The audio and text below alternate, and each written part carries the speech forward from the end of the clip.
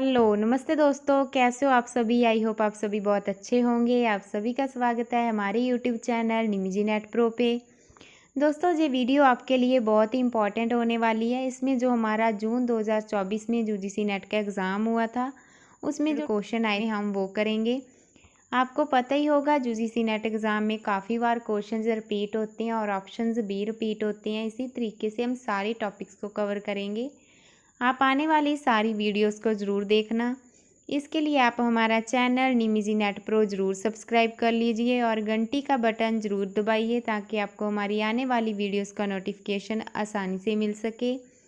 हम इन क्वेश्चंस को एक्सप्लेन करते हुए अच्छे से समझने की कोशिश करेंगे। चलिए करते हैं स्टार्ट। पहला क्वेश्चन देखते हैं। दोस्तों, एनटीए यूजीसी नेट एग्ज़ाम दिसंबर 2024 को देखते हुए हमने आप सभी के लिए एक स्पेशल टारगेट बैच लॉन्च किया है, complete study for paper first. इस कोर्स में आपको क्या क्या मिलेगा? नंबर 1 पे ऑल 10 यूनिट्स स्टडी नोट्स जो कि हिंदी इंग्लिश में रहेंगे। नंबर 2 पे all 10 units recorded video lectures मिलेंगे। नंबर 3 पे 2012 से जून 2024 तक प्रीवियस ईयर क्वेश्चन पेपर रहेंगे। नंबर 4 पे 2012 से 2023 तक यूनिट वाइज क्वेश्चन मिलेंगे। नंबर 5 पे 2012 से 2023 तक टॉपिक वाइज क्वेश्चन मिलेंगे। इसके अलावा आपको 5 फ्री बोनस भी दिए जाएंगे, वो आप जहां से रीड भी कर सकते हो। और इसके भी अलावा आपको सुपर 5 बोनस भी मिलेंगे। फुल इन्फॉर्मेशन आप जहां से रीड भी कर सकते हो।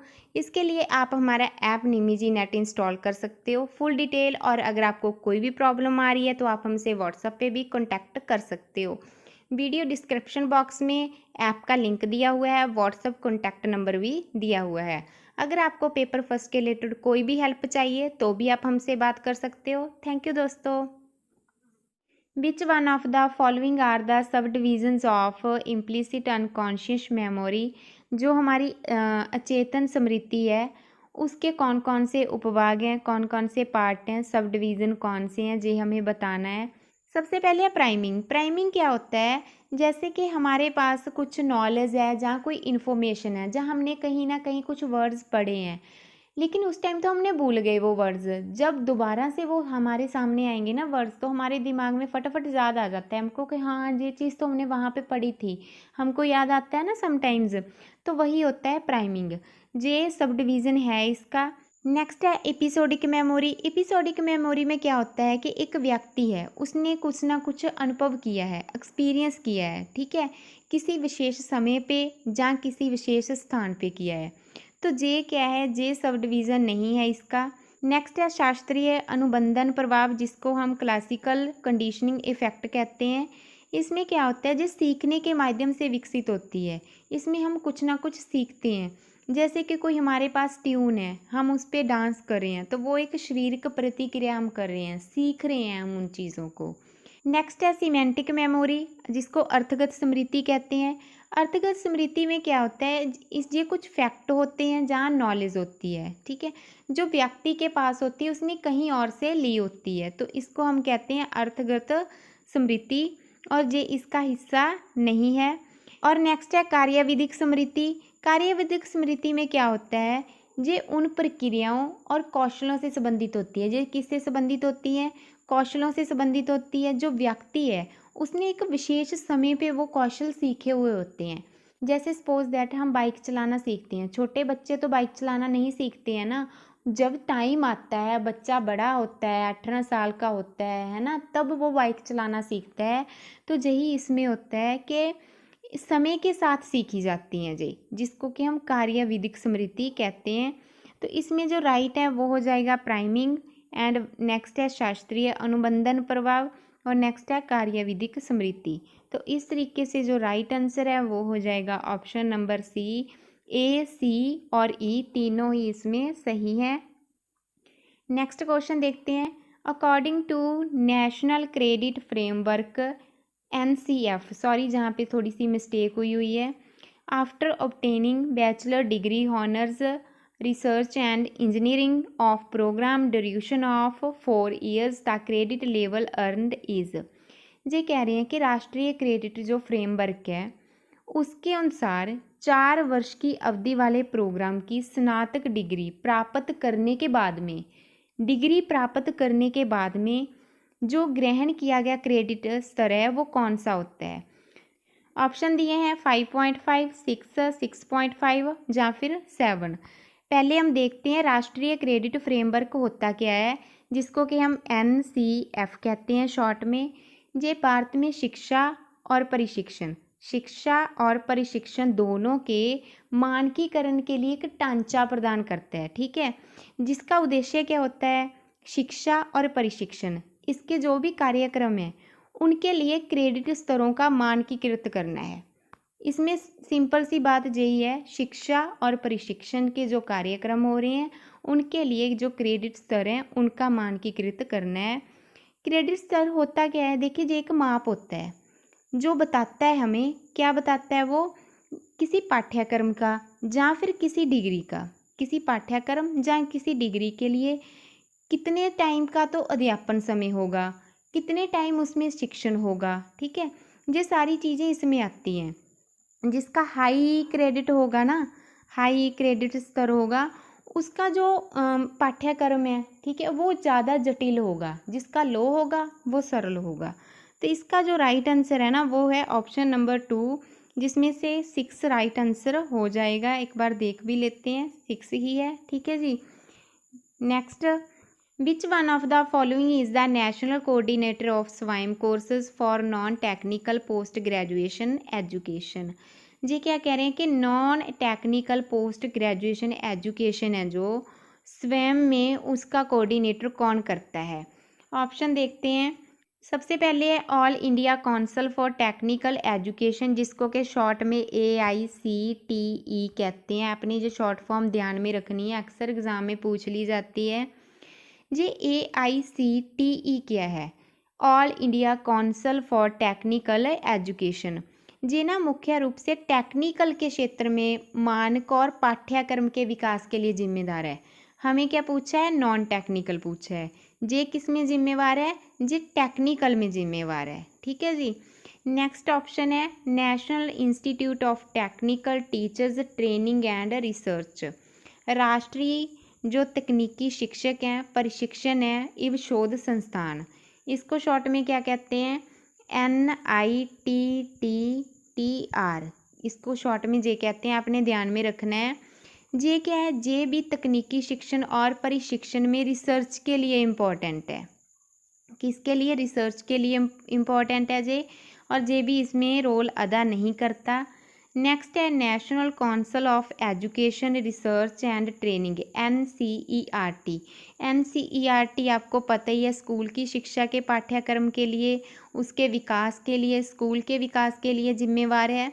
नेक्स्ट है यूनिवर्सिटी ग्रांट्स कमीशन, जिसको कि हम UGC कहते हैं। UGC उच्च शिक्षा के लिए पाठ्यक्रम मानक मान्यता से संबंधित जो काम होते हैं ना उनका संचालन करता है। तो ये हो जाएगा इसका राइट आंसर। इस तरीके से ऑप्शन नंबर 4 इसका राइट है, ठीक है जी। यूनिवर्सिटी ग्रांट्स कमीशन, UGC जिसको हम कहते हैं, ये तो आप सभी को ही पता होगा। आई होप आपको ये क्वेश्चन आसान लग रहे होंगे और आपको समझ में भी आ रहा होगा। जिन्होंने हमारे नोट्स रीड किए हुए हैं वो तो उनको तो और भी आसान लग रहे होंगे। अगर आप पेपर फर्स्ट के रिलेटेड कंप्लीट स्टडी मटेरियल लेना चाहते हो तो आप हमारा कोर्स भी ज्वाइन कर सकते हो, जिसमें आपको पेपर फर्स्ट के रिलेटेड कंप्लीट स्टडी मटेरियल मिल जाएगा। नेक्स्ट क्वेश्चन देखते हैं। Knowing that you find algebra more difficult than your sister does but that you could improve with practice example of. ये कह रहे हैं कि आपको आपकी बहन की तुलना में बीजगणित ज़्यादा कठिन लग रहा है, किंतु आप क्या कर सकते हो? अभ्यास से उसमें सुधार कर सकते हो। ये किसका उदाहरण है? ऑप्शन दिए हुए हैं self regulation, metacognitive, self discipline या फिर ऑटोमेशन। आप सभी को इसका आंसर तो पता ही होगा, मेटाकॉग्निटिव से संबंधित है जे। आई थिंक इसको तो समझाने की ज़रूरत भी नहीं है। नेक्स्ट क्वेश्चन देखते हैं। Which of the following digital initiatives provide database provide कर रहा है of profiles of scientist, researcher and other faculty members working at leading academic institutions and R&D organisations. कौन सा जो प्लेटफॉर्म है वो डेटाबेस प्रोवाइड करता है? इसमें सिंपल सी यही बात पूछी हुई है।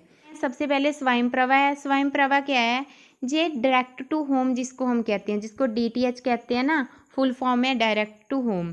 इसमें क्या है कि टीवी चैनलों की एक श्रृंखला है, घर पे हम उनको देख सकते हैं, जिनका उद्देश्य क्या होता है, जो काफ़ी सारे विषय हैं, ठीक है, उनके संबंध में उच्च गुणवत्ता की शैक्षिक सामग्री का प्रसारण करना है, ठीक है जी, ये आप सभी को ही पता है। नेक्स्ट है ई विद्वान। ई विद्वान क्या होता है, ये एक ऐसी डिजिटल पहल है जिसमें शोधकर्ता हो गए, वैज्ञानिक हो गए, जहाँ कुछ और फैकल्टी के मेंबर्स हो गए, उनका क्या है डेटाबेस प्रदान होता है वहाँ पे। किस उद्देश्य से प्राप्त हो रहा है वहाँ पे, शिक्षा और जो शोध है, रिसर्च है, ठीक है, उसके क्षेत्र में अच्छी चीज़ें लेके आना, उसमें इम्प्रूवमेंट लेके आना, तो इसके लिए ये यूज़ किया जाता है। नेक्स्ट है national academic depository. National academic depository किसको कहते हैं, जैसे हमारे सर्टिफिकेट हो गए, हमारी डिग्रीज हो गई, उनको डिजिटल रूप में सुरक्षित रखने के लिए एक पहल की हुई है, जिसको कि हम नेशनल एकेडमिक डिपोजिटरी कहते हैं। नेक्स्ट है ई शोध सिंधु। ई शोध सिंधु में क्या होता है, ये एक ऐसी पहल है जिसमें उच्च शिक्षा के जो संस्थान है ना, उनको ई जर्नल्स, डेटाबेस आदि की उपलब्धता को बढ़ाना है, जिससे किसकी हेल्प होती है, जैसे रिसर्चर हैं तो वो किसी टॉपिक पे रिसर्च कर रहे हैं, उनके टॉपिक के रिलेटेड उनको कुछ ना कुछ इन्फॉर्मेशन चाहिए, तो वो जहाँ से पढ़ सकते हैं। तो राइट आंसर तो इसमें देखिए हमारा ऑप्शन नंबर 2 हो जाएगा, ई विद्वान, जिसमें कि हमको ये सारी चीज़ें मिल जाती हैं, डेटाबेस हमको मिलता है। नेक्स्ट क्वेश्चन देखते हैं, which of the following is the first post independence education commission in India. Bharat का स्वतंत्रता प्राप्ति के पश्चात पहला शिक्षा आयोग निम्नलिखित में से कौन सा है। ऑप्शन दिए हुए हैं, सबसे पहला ऑप्शन है इंडियन एजुकेशन कमीशन, भारतीय शिक्षा आयोग। जय नाम है ना जो, वो स्वतंत्रता की प्राप्ति के बाद किसी भी विशेष आयोग से संबंधित नहीं है, ठीक है जी।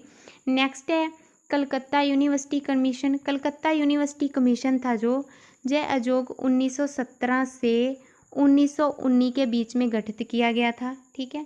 इसको सैडलर आयोग भी कहा जाता है। कौन सा आयोग, सैडलर आयोग भी इसको कहा जाता है, जो आपने ध्यान में रखना है। कलकत्ता यूनिवर्सिटी कमीशन को सैडलर आयोग भी कहा जाता है, जिसका उद्देश्य क्या था, शिक्षा प्रणाली में सुधार करना था, ठीक है जी। खास करके जो कलकत्ता विश्वविद्यालय था, उनकी जो समस्याएं थी उनको सुधारना था। नेक्स्ट है यूनिवर्सिटी एजुकेशन कमीशन, जिसको कि विश्वविद्यालय शिक्षा आयोग कहा गया है। ये 1948 में गठित हुआ था। किसकी अध्यक्षता में हुआ था, डॉक्टर सर्वपल्ली राधाकृष्णन की अध्यक्षता में हुआ था। इसका उद्देश्य क्या था, शिक्षा प्रणाली की समीक्षा करना और उच्च शिक्षा में सुधार लेके आना। नेक्स्ट ऑप्शन है इंडियन यूनिवर्सिटी कमीशन, भारतीय विश्वविद्यालय आयोग। यह नाम स्वतंत्रता प्राप्ति के बाद किसी आयोग से संबंधित ही नहीं है। ये तो आपने सुना ही होगा ना, इंडियन यूनिवर्सिटी कमीशन तो हमने कहीं भी नहीं पढ़ा, ये तो ऐसे ही काल्पनिक नेम है। तो राइट आंसर है वो हो जाएगा ऑप्शन नंबर 3, विश्वविद्यालय शिक्षा आयोग। नेक्स्ट क्वेश्चन देखते हैं, द सेकंड 5 ईयर प्लान, जो दूसरी बार 5 वर्षीय योजना बनी थी, for implementation included the recommendation of the following. कौन कौन से उसमें ऐड किए गए थे। फर्स्ट ऑप्शन है यूनिवर्सिटी एजुकेशन कमीशन, विश्वविद्यालय शिक्षा आयोग, आप सभी को पता है, ये तो ऐड नहीं किया गया था। नेक्स्ट है लैंग्वेज कमीशन कमेटी, भारतीय भाषा आयोग। भारतीय के जो भाषा आयोग था ना, इसका गठन भाषा और शिक्षा के क्षेत्र में सुधार लाने के लिए किया गया था, ठीक है, और इसको 5 वर्षीय योजना के दौरान ही सुझाया गया था, ये सही है इसमें। नेक्स्ट है रूरल हायर एजुकेशन कमेटी, ग्रामीण उच्चतर समिति। ग्रामीण उच्चतर समिति में क्या था, जो ग्रामीण क्षेत्र हैं उनमें उच्च शिक्षा का प्रसार करना, इसके लिए ये बनाई गई थी। नेक्स्ट ऑप्शन है committee on establishment of new universities, नए विश्वविद्यालयों की स्थापना संबंधी समिति। ये भी इसमें क्या है कि नए विश्वविद्यालय की स्थापना होनी चाहिए, उनमें शिक्षा की गुणवत्ता को बढ़ावा मिलना चाहिए, ये सारी चीज़ें इसमें थी। नेक्स्ट है 3 ईयर डिग्री कोर्स कमेटी, त्रिवर्षीय डिग्री पाठ्यक्रम समिति। त्रिवर्षीय जो पाठ्यक्रम समिति थी ना, ये 3 सालों के पाठ्यक्रम के लिए विकास के लिए जिम्मेदार थी, लेकिन इसका 5 वर्ष से कोई लेना देना नहीं था, ये रॉन्ग हो जाएगा। तो इसमें कौन कौन से सही हैं, बी, सी और डी तीनों ही इसमें सही हैं, तो राइट आंसर ऑप्शन नंबर 2 हो जाएगा। ये पहले ही पता नहीं कैसे मिसप्रिंट हो गया। तो नेक्स्ट क्वेश्चन देखते हैं, match list 1 with list second, list 1 दी हुई है, लिस्ट सेकंड दी हुई है, तो हमें मैचिंग करनी है। सबसे पहले ऑप्शन है लीलावती। लीलावती था जो, लीलावती एक मैथमेटिक्स से रिलेटेड ग्रंथ है और भास्कराचार्य के द्वारा इसको लिखा गया था। नेक्स्ट है जोगसूत्रा। जोगसूत्रा आप सभी को ही पता है, पतंजलि के द्वारा लिखा गया था। योग के सिद्धांतों पर एक महत्वपूर्ण जो ग्रंथ लिखा हुआ है, किसने लिखा है? पतंजलि ने लिखा है। नेक्स्ट है न्याय सूत्रा। न्याय सूत्र तर्कशास्त्र पे रिलेटेड था और ये गौतम ने लिखा था। नेक्स्ट है अर्थशास्त्रा। अर्थशास्त्रा किसके रिलेटेड है? आप सभी को ही पता है ना, अर्थशास्त्र से रिलेटेड है। राज की और प्रशासन के सिद्धांतों पर एक महत्वपूर्ण ग्रंथ है और ये चाणक्य ने लिखा था। इस तरीके से जो राइट आंसर है वो हो जाएगा ऑप्शन नंबर 1, पहले का 4th हो जाएगा, दूसरे का 3rd हो जाएगा, तीसरे का 2nd एंड लास्ट वाले का 1st हो जाएगा। तो इस तरीके से राइट आंसर है option number 1। Identify the list of 4 quadrants of the courses hosted on Swayam. Swayam पर आयोजित पाठ्यक्रम है जो, उनके 4 क्वाड्रेंट्स को पहचानना है, उनकी सूची को पहचानना है। ऑप्शन दिए हुए हैं। सबसे पहला ऑप्शन है सेल्फ असेसमेंट टेस्ट, स्व मूल्यांकन परीक्षण। देखिए जहाँ पे क्या होता है, जो स्टूडेंट्स होते हैं ना, उनको अपनी समझ और प्रगति को मापने का अवसर मिलता है। ठीक है, ये राइट है। नेक्स्ट है वीडियो लेक्चर। वीडियो लेक्चर आप सभी को ही पता है, वीडियो व्याख्यान जहाँ पे मिलते हैं, पाठ्यक्रम के विषय पर वीडियो हैं जो वो प्रस्तुत किए जाते हैं।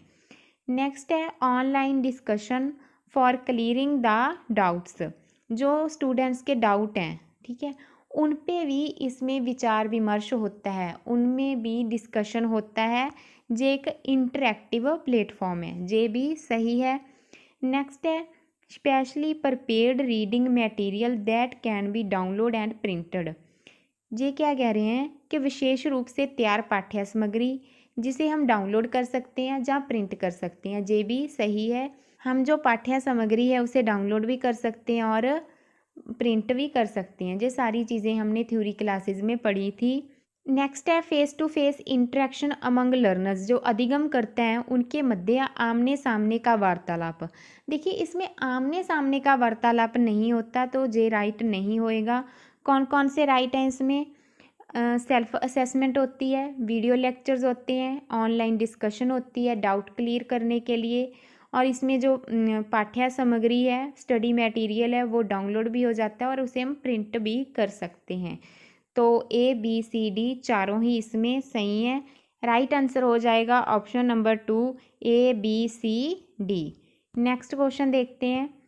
Which digital platform of ministry of education. Ministry of education का वो कौन सा डिजिटल प्लेटफॉर्म है? Has been formed by merging 3 consortium initiatives, जो कि 3 कंसोर्टियम को मर्ज करता है, जिनके नेम है UGC infonet digital library consortium, next NLIST and third one है INDEST AICTE कंसोर्टियम। सबसे पहले हम देखते हैं UGC इन्फोनेट के बारे में। ये क्या है? UGC ने इसको स्थापित किया है, किसके लिए स्थापित किया है? जो उच्च शिक्षा संस्थान है, ठीक है, उनमें ई संसाधन, उनमें शोध सामग्री को पहुंचाने के लिए इसको स्थापित किया है। नेक्स्ट है NLIST। NLIST की सबसे पहले फुल फॉर्म जानिए। फुल फॉर्म क्या है? National library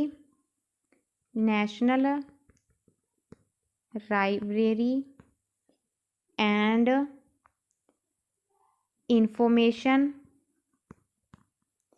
information you service infrastructure and scholarly content. कौन सी फुल फॉर्म है इसकी? इसकी फुल फॉर्म है national library and information service infrastructure for scholarly content.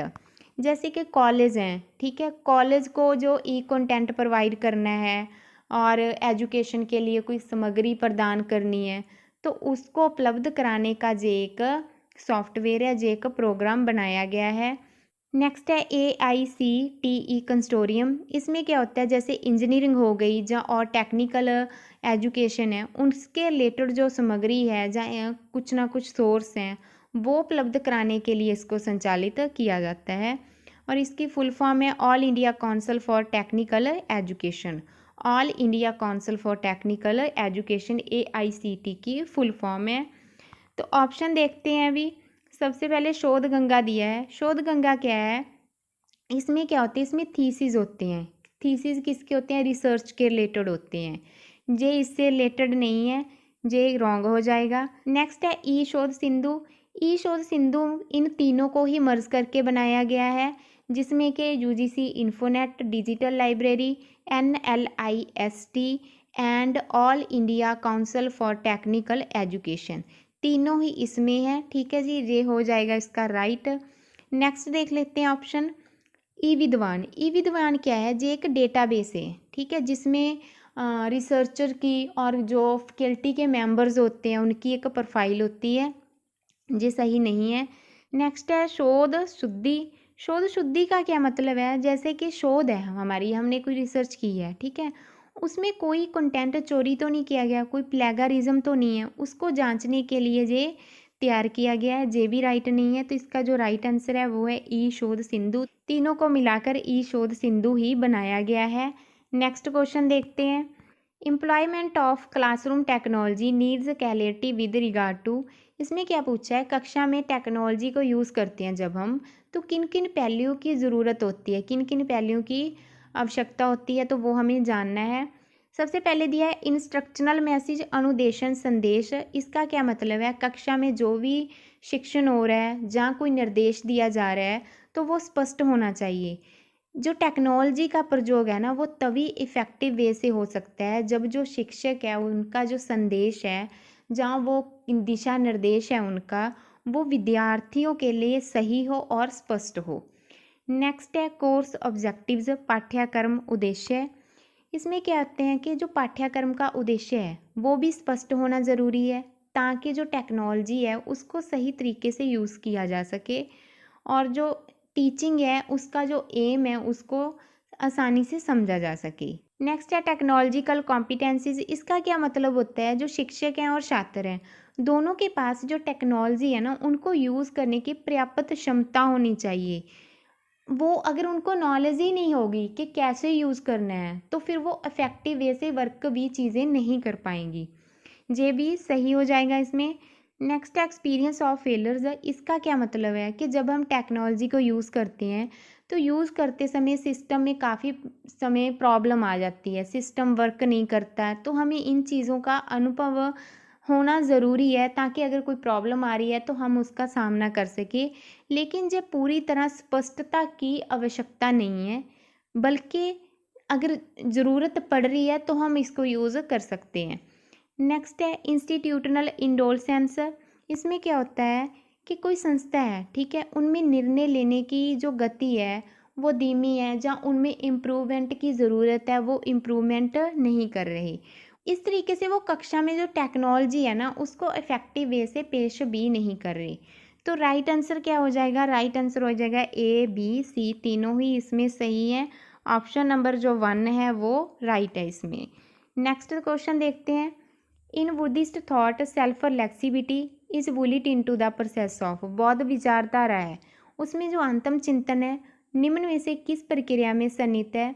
Self flexibility क्या है, आत्मचिंतन है ना, जो वो एक महत्वपूर्ण प्रक्रिया है, ठीक है।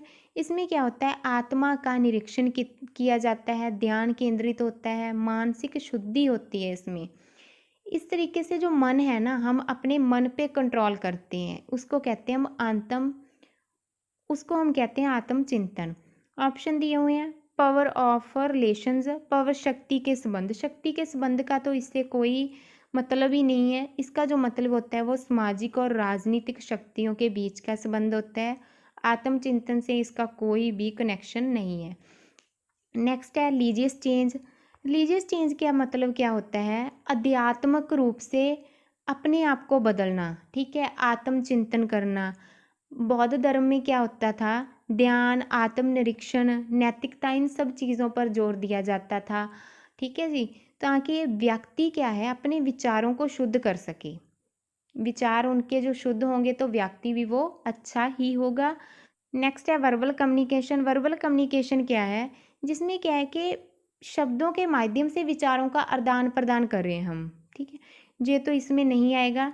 नेक्स्ट है राजनीतिकरण।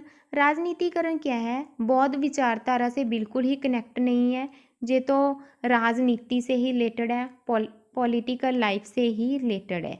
तो इस तरीके से जो राइट आंसर है वो हो जाएगा ऑप्शन नंबर 2, धार्मिक परिवर्तन, रिलीजियस चेंज।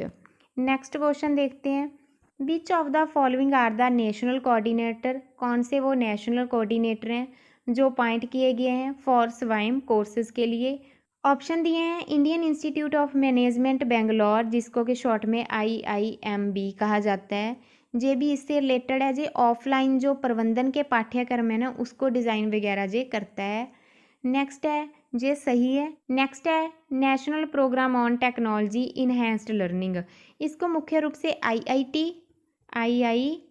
और IISc के द्वारा ही चलाया जाता है। इसमें क्या होता है, इंजीनियरिंग साइंस टेक्नोलॉजी से जे रिलेटेड है। नेक्स्ट है national institute of open schooling, open schooling किन के लिए होता है, उन छात्रों के लिए होता है, उन स्टूडेंट्स के लिए होता है जो रेगुलर स्कूल नहीं जा पाते किसी कारण की वजह से। नेक्स्ट है block institute of teacher education, block institute इससे संबंधित बिल्कुल भी नहीं है, जो आप कहीं भी आपने नहीं पढ़ा है। नेक्स्ट है कंसोर्टियम फॉर एजुकेशनल कम्युनिकेशन, अध्यापक शिक्षा संबंधी ब्लॉक संस्थान, जे भी सही है। इसमें क्या होता है, उच्च शिक्षा से रिलेटेड है जे। इस तरीके से A, B, C और E चारों ही सही है, लेकिन D गलत है। तो राइट आंसर हो जाएगा ऑप्शन नंबर 4। नेक्स्ट क्वेश्चन देखते हैं, match list 1 with list second, list 1 में कॉलेज के नेम दिए हैं और लिस्ट सेकंड में फाउंडर के नेम दिए हैं। हमें ये बताना है कि कौन सा कॉलेज किन्होंने स्थापित किया था। ऑप्शन 1 है Poona college for Hindu learning, Poona college for Hindu learning आप सभी को ही पता है अलेक्जेंडर डफ ने स्थापित किया था। ऑप्शन नंबर 1 आ जाएगा इसका राइट। नेक्स्ट है हिंदू कॉलेज कोलकाता, हिंदू कॉलेज कोलकाता की जो स्थापना थी वो राजा राम मोहन राय के द्वारा की गई थी। ऑप्शन नंबर C इसका राइट हो जाएगा। नेक्स्ट है Bishop college Sirpur, Bishop college Sirpur है वो चर्च ऑफ इंग्लैंड ने बनवाया था। ऑप्शन नंबर 4 हो जाएगा। एंड नेक्स्ट है स्कॉटिश मिशनरी कॉलेज कोलकाता, जे बनाया था M एलिफिंस्टन ने। ठीक है जी, इस तरीके से क्या है कि A का फर्स्ट है, B का थर्ड है, C का फोर्थ है एंड D का सेकंड है। ठीक है जी, नेक्स्ट क्वेश्चन देखते हैं, which of the following statements are true regarding Macaulay, Macaulay के संदर्भ में निम्नलिखित कथनों में से कौन सा कथन सही है। जो मैकाले साहब थे ना, इन्होंने क्या किया था, शिक्षा को अंग्रेजी माध्यम में संचालित करने की इन्होंने वकालत की थी। ठीक है, और इनका विचार था कि जो अंग्रेजी भाषा है और पश्चिमी विज्ञान है उसका जो अध्ययन है भारत में किया जाना चाहिए, जे इनकी थ्योरी थी।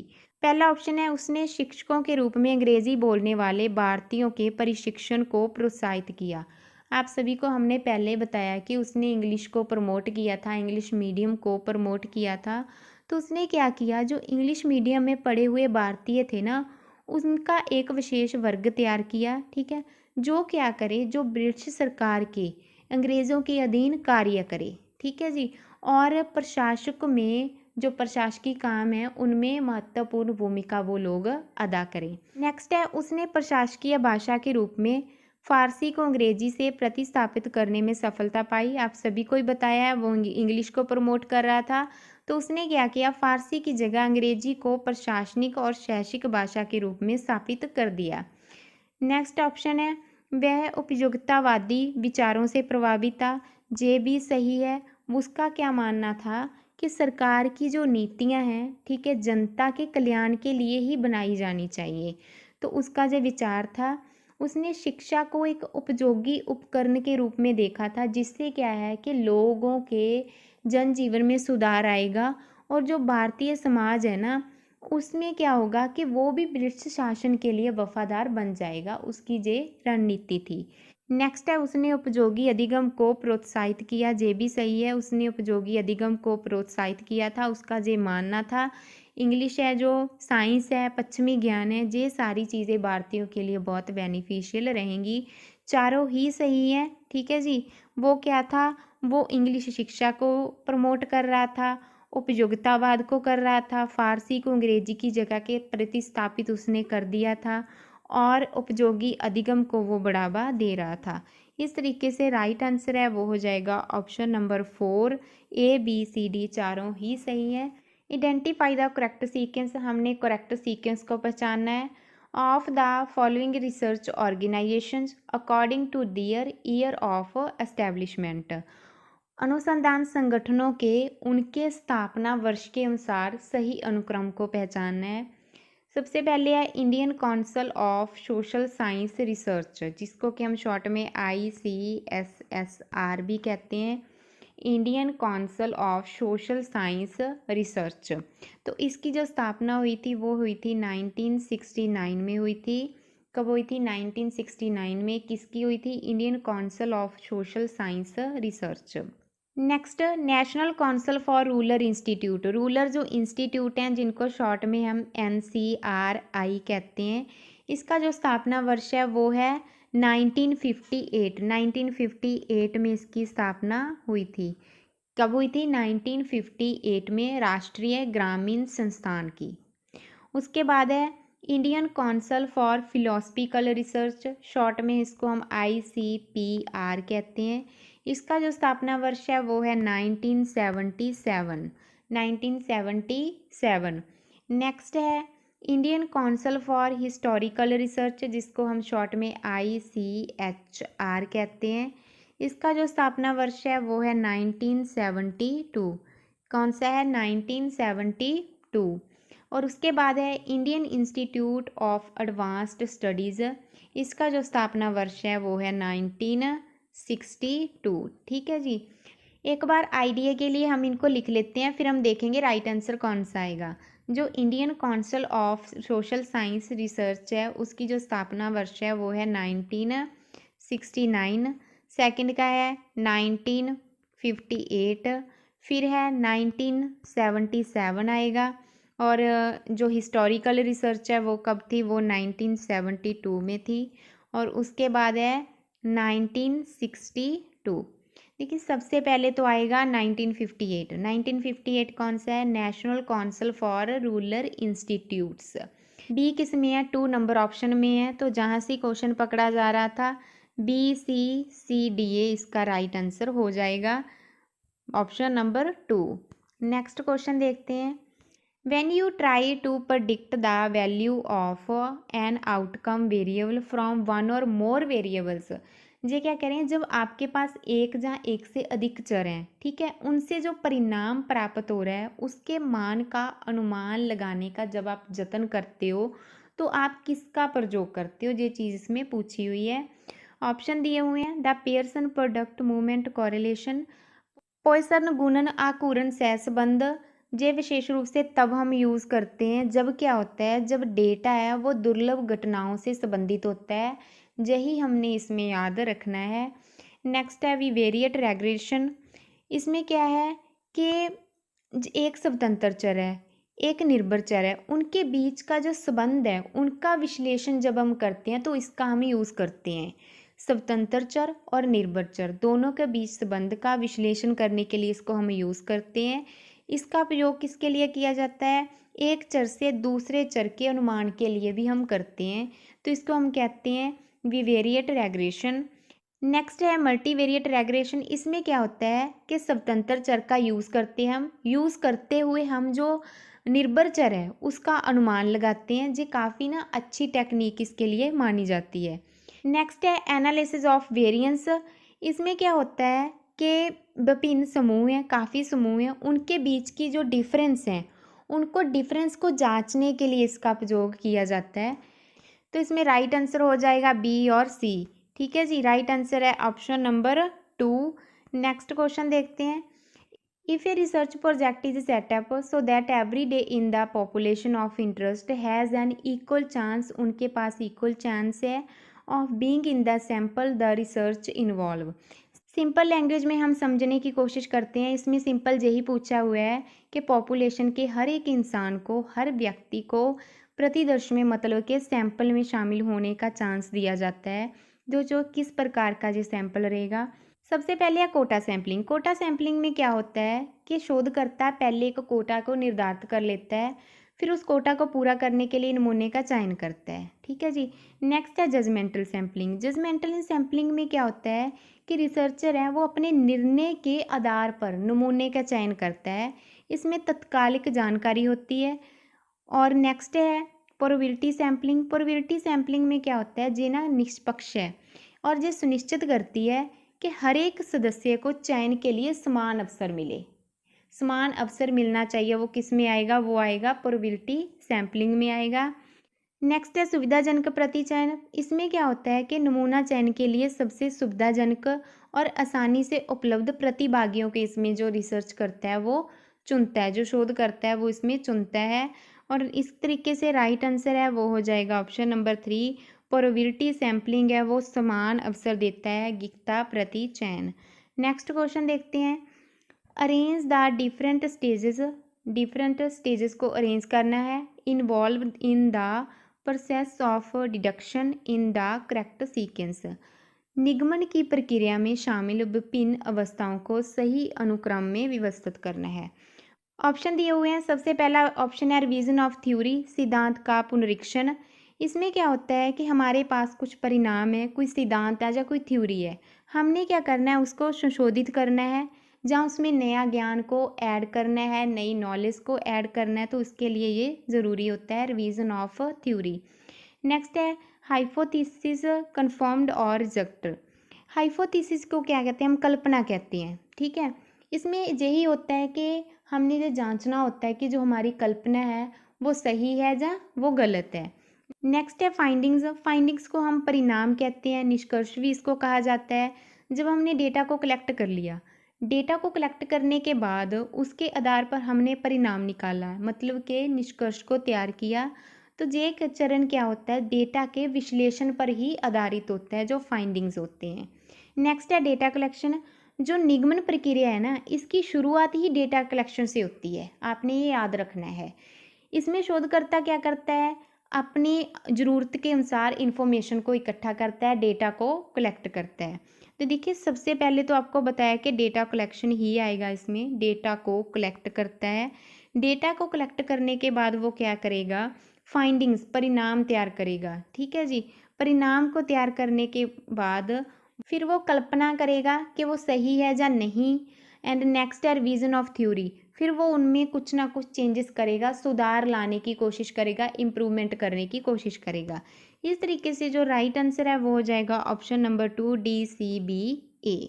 Arrange the following sections of research dissertation in the correct sequence. शोध संबंध के निम्न अनुभागों को सही क्रम में व्यवस्थित करना है। सबसे पहले एक्नॉलेजमेंट दिया है, जिसको कि हम अस्वीकृति कहते हैं। अस्वीकृति क्या होता है, इसमें जो शोध करता है उन व्यक्तियों और संस्थाओं का धन्यवाद करता है जिन्होंने उसके शोध कार्य में हेल्प की हुई होती है। तो ये क्या है, मुख्य भाग में नहीं आता। नेक्स्ट है रिसर्च मेथड्स, जिसको शोध विधियाँ कहते हैं। शोध विधियों में क्या होता है कि कौन सी विधियाँ इस्तेमाल की गई हैं, कौन से मेथड को यूज़ किया गया है, डेटा कैसे इकट्ठा किया गया है, फिर उसका विश्लेषण कैसे किया है, ये सारी चीज़ें इसमें आती हैं। और ये किस में होता है, जो लिटरेचर रिव्यू के बाद में आता है। जो रिसर्च मेथड्स होते हैं लिटरेचर रिव्यू के बाद में आते हैं। नेक्स्ट है डिस्कशन, विचार विमर्शम जिसको कहते हैं। इसमें क्या होता है कि जो शोध करता है ना, शोध के जो परिणाम होते हैं उन पर चर्चा करता है, उन पर विश्लेषण करता है, उन पर वो टिप्पणियाँ करता है। ये लास्ट में ही होता है शोध की। नेक्स्ट है लिटरेचर व्यू, साहित्य की समीक्षा करना। इसमें क्या होता है, जैसे हमने कुछ रिसर्च के लिए टॉपिक चुना है, एक टॉपिक चुन लिया, टॉपिक को चुनने के बाद हमने देखना है कि कितने लोगों ने इस टॉपिक पे रिसर्च कर रखी है, किस तरीके से कर रखी है, तो इसको कहते हैं लिटरेचर रिव्यू करना। तो इसमें सबसे पहले तो देखिए, सबसे पहले तो ए आएगा अस्वीकृति, नेक्स्ट आएगा साहित्य की समीक्षा करना, फिर है शोध की विधियाँ और लास्ट में है विचार विमर्श। आपको बताया था कि जो विचार विमर्श है, डिस्कशन है, वो शोध निबंध के लास्ट पार्ट्स में ही आता है। इस तरीके से राइट आंसर है वो हो जाएगा option number 4 ADBC। Next question देखते हैं। Which of the following refers to a sampling approach. Sampling approach को रेफर कर रहा है इन स्ट्रक्चर्ड ऑब्जर्वेशन में, where why a sampled individual is observed for a set period of time. जिसमें क्या होता है कि किसी प्रतिचयनित व्यक्ति का एक निर्धारित समय विधि के लिए परीक्षण किया जाता है, कुछ टाइम पीरियड के लिए किया जाता है, उसमें कौन सा आएगा? सबसे पहले ऑप्शन दिया हुआ है फोकल सैम्पलिंग। फोकल सैम्पलिंग क्या होता है? इसमें किसी व्यक्ति का या किसी भी व्यक्ति का या इकाई का केंद्रित परीक्षण किया जाता है। इसमें निश्चित समय के लिए होता है, उसी व्यक्ति पर ध्यान को केंद्रित किया जाता है, ठीक है। उसकी गतिविधियां हैं जो उसका विश्लेषण किया जाता है, तो ये होता है फोकस प्रतिचयन में, इसको फोकल सैम्पलिंग हम कहते हैं और यही राइट हो जाएगा। नेक्स्ट है स्नोबॉल सैम्पलिंग। स्नोबॉल सैम्पलिंग में क्या होता है कि शुरू में कुछ व्यक्तियों को हमने चुन लिया, फिर वो व्यक्ति क्या करते हैं, फिर दूसरे व्यक्तियों का चयन करते हैं। इससे क्या है कि एक गेंद बढ़ती जाती है और इसको हम तब यूज़ करते हैं जब हमने क्या करना होता है, कुछ ऐसे लोगों को हमने फाइंड आउट करना है जिनको फाइंड आउट करने में हम काफ़ी डिफ़िकल्टी महसूस कर रहे हैं कि इसको हम कैसे फाइंड आउट करें, ठीक है। तो इसको हम कहते हैं स्नोबॉल सैम्पलिंग। नेक्स्ट है स्वदेशीय प्रतिचयन। स्वदेशीय प्रतिचयन क्या होता है? जो नॉन रैंडम प्रतिचयन की विधि है, जिसमें शोधकर्ता क्या करता है, किसी उद्देश्य से विशिष्ट लोगों का या किसी समूह का चयन करता है। ये किसी निर्धारित समय विधि वगैरह से भी नहीं जुड़ा होता है, ठीक है जी। नेक्स्ट है क्लस्टर सैम्पलिंग। क्लस्टर सैम्पलिंग में क्या होता है कि इसमें काफ़ी बड़ी आबादी है, उस आबादी को क्या किया, छोटे छोटे टुकड़ों में विभाजित कर दिया है, उनको तोड़ दिया, छोटे छोटे टुकड़ों में चयन करके उसके बाद उन पे अध्ययन करना है। तो इसको हम क्या कहते हैं, इसको हम क्लस्टर सैम्पलिंग कहते हैं, समूह प्रतिचयन कहते हैं। तो देखिए राइट आंसर है वो हो जाएगा option number 1 focal sampling. Focal sampling में क्या होता है कि किसी एक व्यक्ति का निर्धारित समय विधि के लिए चयन किया जाता है, उसकी जो गतिविधियां हैं उनका विश्लेषण किया जाता है। तो देखिए जहाँ पे आ गया था ना, प्रतिचयन व्यक्ति का एक निर्धारित समय विधि के लिए, समय विधि आ गया तो आपको पहले ही पकड़ लेना था कि फोकस प्रतिचयन ही इसका आंसर आएगा। नेक्स्ट क्वेश्चन देखते हैं। The systematic elimination. Systematic elimination किस में किया जाता है? ऑफ एक्स्ट्रा नोज वेरिएबल, बाहरी चरों का, other than those you are interested in can be achieved in. जे कह रहे हैं आपकी रुचि वाले एक तो चर हैं, एक बाहरी चर हैं। जो बाहर के चर हैं ना, उनका सुव्यवस्थित सीक्वेंस सिस्टेमेटिक वे से किस में पेश किया जाता है, तो वो हमें बताना है। सबसे पहले दिया है क्वालिटेटिव रिसर्च, गुणात्मक शोध। इसमें क्या होता है, इसमें गुणों की बात की जाती है, क्वालिटीज़ की बात की जाती है क्वालिटेटिव रिसर्च में। नेक्स्ट है कॉरिलेशनल रिसर्च। कॉरिलेशनल रिसर्च में क्या होता है, जैसे सहज संबंधी शोध है, इसमें काफ़ी चर हैं, उनके बीच जो संबंध है, संबंधों का जो अध्ययन किया जाता है उसको सहज संबंधी शोध कहा जाता है। नेक्स्ट है एक्सपेरिमेंटल रिसर्च, प्रायोगिक शोध। प्रायोगिक शोध क्या होता है, जिसमें बाहर के जो चर हैं उनको सुव्यवस्थित निरसन करने का प्रभावी ये तरीका है। इसमें हो क्या होता है कि जो बाहर के चर हैं उन पे नियंत्रित किया जाता है, नियंत्रित करने के बाद कारण प्रभाव के संबंधों का परीक्षण किया इसमें जाता है। नेक्स्ट है अनुदैर्ध्य शोध, जिसको कि लॉन्गिट्यूडनल रिसर्च हम कहते हैं। इसमें क्या होता है कि काफ़ी लंबे समय की अवधि के लिए रिसर्च की जाती है अनुदैर्ध्य से, इसको इसीलिए तो अनुदैर्ध्य शोध कहा जाता है कि काफ़ी लंबे समय के लिए होता है। तो इस तरीके से जो राइट आंसर है वो हो जाएगा ऑप्शन नंबर 3 एक्सपेरिमेंटल रिसर्च, जिसपे हम क्या करते हैं, बाहर के चरों पर कंट्रोल करके कारण प्रभाव के जो संबंध हैं उनका परीक्षण करते हैं। नेक्स्ट क्वेश्चन देखते हैं। Identify the scale of measurement which would allow ranking of observation. मापन की निम्न मापनियों की पहचान करनी है जिसमें परीक्षणों का श्रेणीकरण किया जाता है। सबसे पहले नॉमिनल स्केल दिया है, जिसको कि हम नामिक मापनी कहते हैं। इसमें क्या होता है, सिर्फ जो श्रेणियाँ होती हैं ना उनका वर्गीकरण हम करते हैं, जैसे कि लिंग के आधार पे, जाति के आधार पे, रंग के आधार पे, ये चीज़ें इसमें दर्शाती हैं। उदाहरण के लिए जैसे पुरुष महिला होगी, ठीक है, और हाँ ना हो गया, इनमें कोई क्रम नहीं होता, जहाँ कोई अंतराल नहीं होता, जी सिर्फ एक श्रेणियों को ही विभाजित करता है, जो नॉमिनल स्केल होता है। नेक्स्ट है ऑर्डिनल स्केल। ऑर्डिनल स्केल क्या है, इसमें एक सही क्रम होता है, ऑर्डर है ना, ऑर्डर से हम क्या आइडिया लगा सकते हैं, इसमें ऑर्डर ही होता है, एक सही क्रम होता है, इसमें कोई इंटरवल वगैरह का कुछ नहीं महत्व होता। इसको हम तब यूज़ करते हैं जब हमने क्या करना है, क्रम के अनुसार चलना है, पहला, दूसरा, तीसरा, चौथा, पांचवा, इस तरीके से, ठीक है। तब हम क्या यूज़ करते हैं, ऑर्डिनल स्केल का हम यूज़ करते हैं। नेक्स्ट है इंटरवल स्केल, अंतराल मापनी। इसमें क्या होता है, क्रम भी होता है और अंतराल भी होता है, दोनों ही होते हैं। इसमें क्या है, हम श्रेणीकरण नहीं करते, तो ये तो राइट नहीं होगा इसमें। नेक्स्ट है रेशो स्केल, अनुपात मापनी। अनुपात मापनी क्या होता है, इसका जो वास्तविक बिंदु होता है ना, वो शून्य से, जीरो से स्टार्ट होता है। इसमें हम लेंथ को माप सकते हैं, किसी का वजन माप सकते हैं, किसी की आयु माप सकते हैं। जैसे आयु तो जीरो से स्टार्ट हुई है ना, लेंथ भी जीरो से ही स्टार्ट होती है। किसी की लंबाई मापनी है, वो भी जीरो से ही स्टार्ट होगी। तो जे क्या है, जे भी श्रेणीकरण नहीं करता। तो इस तरीके से जो राइट आंसर है वो आ जाएगा हमारा ऑप्शन नंबर 4, ए और बी दोनों ही सही है। नॉमिनल स्केल और ऑर्डिनल स्केल दोनों में ही श्रेणीकरण किया जाता है, क्रम होता है, तो इसलिए नॉमिनल स्केल और ऑर्डिनल स्केल दोनों ही राइट हो जाएंगे। नेक्स्ट क्वेश्चन, सूची 1 दी हुई है, सूची 2 दी हुई है, दोनों को आपस में मैच करना है। पहले दिया है परिपक्वन खतरा। परिपक्वन खतरा क्या होता है, जैसे कुछ प्रतिभागी हैं, उनमें प्राकृतिक विकास हो रहा है, जहाँ उनकी उम्र के अकॉर्डिंग उनमें चेंजेस आ रहे हैं, तो उसको हम कहते हैं परिपक्वन खतरा। ठीक है, इसमें राइट आंसर ऑप्शन नंबर 3 हो जाएगा, जिसमें लिखा है जय उब थकान आदि जैसे मनोवैज्ञानिक परिवर्तनों के फलस्वरूप।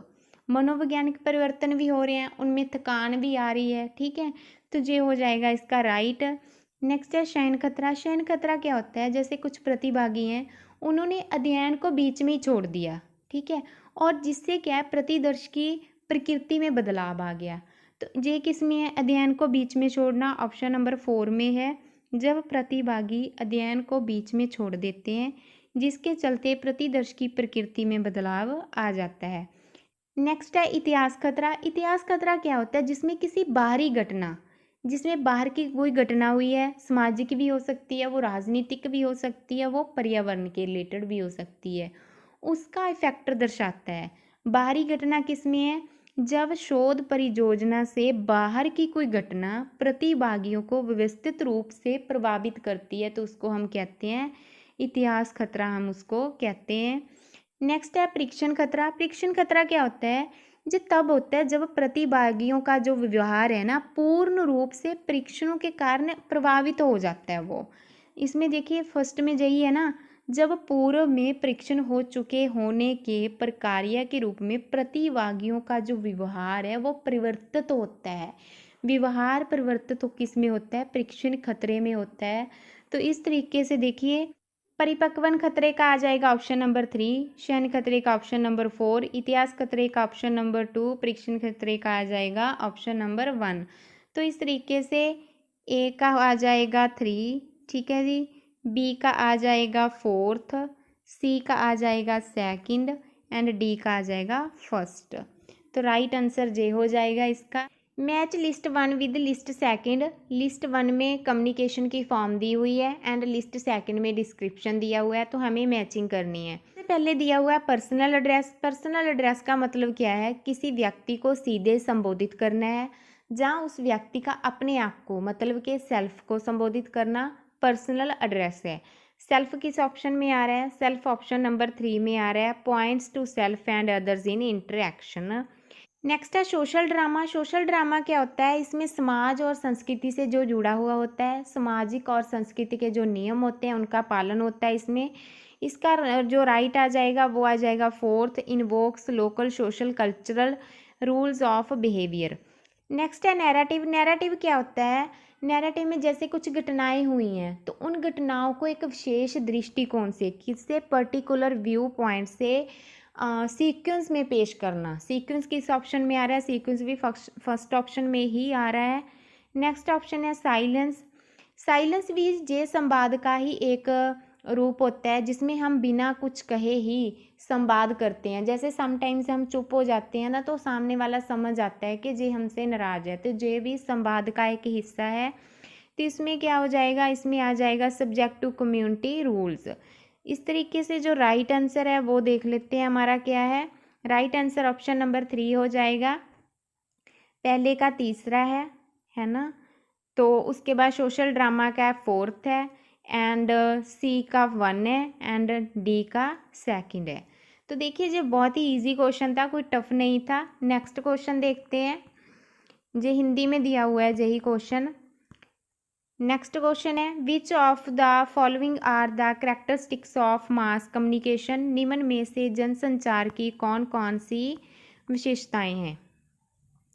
कौन कौन सी कैरेक्टरिस्टिक्स हैं वो बताना है। सबसे पहले होमोजीनियस ऑडियंस। होमोजीनियस ऑडियंस मतलब कि सजातीय श्रोता।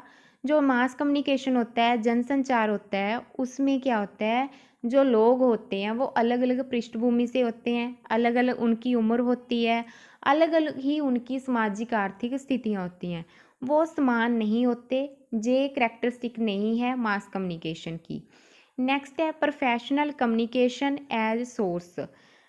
इसमें क्या कह रहे हैं कि जनसंचार है जो, ठीक है, उसमें जो संदेश है ना आमतौर पे रेडियो के जरिए या फिर टीवी के जरिए आता है, तो ये लोगों को एक इनकम का सोर्स भी है, लोगों के इनकम का सोर्स भी है ये, जहाँ पे लोग काफ़ी सारे काम भी करते हैं। नेक्स्ट है इमीडिएट फीडबैक। तत्काल प्रतिपुष्टि इसमें मिलती है। ये विशेषता इसकी नहीं है क्योंकि इसमें इमीडिएट फीडबैक नहीं मिलता है। जैसे सपोज दैट मोदी जी भाषण दे रहे हैं, है ना, तो वो अपनी स्पीच दे रहे हैं, लेकिन हम सुन रहे हैं, हम तुरंत फीडबैक नहीं दे पा रहे, जी हमें अच्छा नहीं लग रहा या नहीं लग रहा, हम उनको तो नहीं बता रहे ना, वो जो कह रहे हैं हम सुन रहे हैं लेकिन फीडबैक नहीं दे पा रहे। इस पर तत्काल प्रतिपुष्टि नहीं होती, इमीडिएट फीडबैक नहीं होता, ये इसकी कैरेक्टरिस्टिक नहीं है। नेक्स्ट है माध्यम का उपयोग, यूज़ ऑफ मीडियम।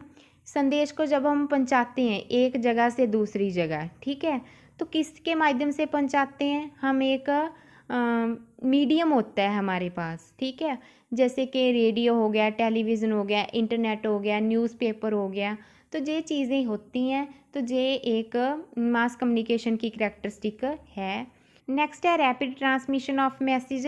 जनसंचार की जो एक महत्वपूर्ण विशेषता है, आपको पता ही है, संदेश है जो उसको बड़ी संख्या में, बड़ी फास्ट, बहुत ही तेज़ी से पहुंचाया जाता है बहुत लोगों तक। आजकल तो आपको पता ही है इंटरनेट के माध्यम से संदेश कितनी जल्दी एक दूसरे तक पहुंच जाता है।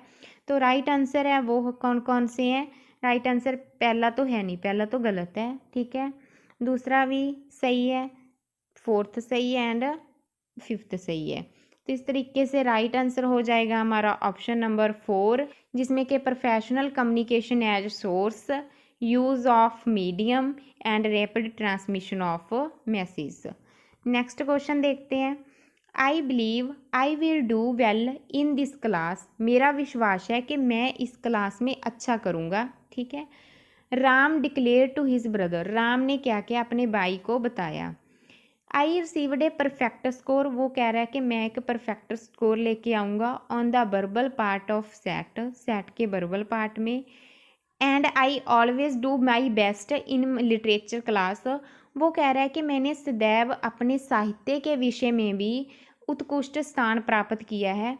राम निम्नलिखित में से क्या प्रदर्शित कर रहा है, क्या बताने की कोशिश कर रहा है वो। सबसे पहले हाई सेल्फ स्टीम, उच्च आत्मसम्मान। उच्च, राम क्या कहता है, राम का विश्वास है कि कक्षा में वो अच्छा करेगा। जो उनकी उपलब्धियां हैं ना राम की, वो ये दर्शाती हैं कि वो अपनी क्षमताओं के प्रति पॉजिटिव दृष्टिकोण को रखता है। नेक्स्ट है high levels of empathy. Empathy तो इसमें आएगा ही नहीं क्योंकि राम है, उसका जो बयान आत्मविश्वास से संबंधित है, ठीक है, वो किसी भी प्रकार की सहानुभूति से संबंधित नहीं है, वो दूसरों से सहानुभूति प्राप्त करने की नहीं सोच रहा। नेक्स्ट है high self efficiency in literature. Ram क्या कह रहा है कि उसने अपने साहित्य विषय की कक्षाओं में उत्कृष्ट स्थान को प्राप्त किया है। इससे क्या पता चल रहा है, इससे पता चल रहा है कि उसे साहित्य में अपनी क्षमताओं पर विश्वास है, ठीक है जी। नेक्स्ट है low self efficiency in literature. Low तो आपको पता नहीं आएगा, तो इस तरीके से राइट आंसर ऑप्शन नंबर 3 हो जाएगा, high self efficiency in literature. Right answer option number देख भी लेते हैं, 3 ही है, ठीक है जी। नेक्स्ट क्वेश्चन देखते हैं। A culture which is not touched by communication of alphabetic writing known as a culture of. वर्णमाला लेखन के संचार से स्पर्श रहित, टच नहीं करना, स्पर्श रहित संस्कृति निम्न में से किस संस्कृति के रूप में ज्ञात है। ऑप्शन दिए हुए हैं। सबसे पहला ऑप्शन है लिटरेसी। लिटरेसी क्या होता है, लिटरेसी में पढ़ने और लिखने दोनों की ही क्षमता होती है, पढ़ने और लिखने दोनों की ही इसमें क्षमता होती है। जे क्या स्पर्श रहित नहीं है, क्योंकि इसमें क्या है, लिखना भी है और पढ़ना भी है। लिखने के लिए हम टच करते हैं, है ना। नेक्स्ट है टाइपोग्राफी। टाइपोग्राफी में क्या होता है, जे छापने से की प्रक्रिया से संबंधित होती है। जो टाइपोग्राफी होती है मतलब कि टाइप करना, ठीक है। इसमें भी हम क्या करते हैं, टच करते हैं। नेक्स्ट है अन्यथा। अन्यथा क्या होती है कि जैसे हमारे पास कुछ मौखिक परंपराएं हैं, संवाद हैं, कुछ कथाएं हैं या कुछ घटनाएं हैं जो पहले लिखी हुई हैं, बट हम क्या करें, हम उनको मौखिक रूप से बयान कर रहे हैं। ये बिना लिखत के नहीं है, पहले तो लिखी हुई हैं, बट हम क्या कर रहे हैं, हम उनको मौखिक रूप में बयान कर रहे हैं, तो ये भी नहीं होगा। नेक्स्ट है प्राथमिक मौखिकता। इसमें क्या आएगा, ये उन संस्कृतियों से संदर्भित होती है जो मौखिक होती हैं, जिनका कहीं भी लिखित में ज्ञान है ही नहीं है। मतलब वो एक पीढ़ी से दूसरी पीढ़ी मौखिक के रूप में ही ट्रांसफ़र हुई हैं, ठीक है जी। ये एक स्पर्श रहित संस्कृति है, क्योंकि इसमें विचारों और जो उनके ज्ञान है उनको कहीं भी लिखा नहीं गया। इस तरीके से जो राइट आंसर है वो हो जाएगा ऑप्शन नंबर 4, प्राथमिक मौखिकता। Mind to mind communication involve the communication of meanings through. Mind to mind जो कम्युनिकेशन होता है उसमें संचार किन किन माध्यम से अंतर्ग्रस्त होता है। ऑप्शन दिए हुए हैं physical settings, shared beliefs, values, noise manipulation या फिर कॉन्टेक्स्ट। सबसे पहले है फिजिकल सेटिंग्स, भौतिक विन्यास। जो भौतिक वातावरण होता है उसका प्रभाव भी संचार पर पड़ता है, ये भी इसके लिए इम्पोर्टेंट है। नेक्स्ट है साझीदारनाएँ, आपस में अच्छी समझ होना संचार को स्पष्ट बनाती है, प्रभावी बनाती है, ये भी राइट है। नेक्स्ट है मूल्य। जो मूल्य होते हैं ना वो भी इम्पोर्टेंट रोल अदा करते हैं इसमें। नेक्स्ट है शोर का हेर फेर। शोर का हेर फेर इसमें कोई इम्पोर्टेंट रोल अदा नहीं करता।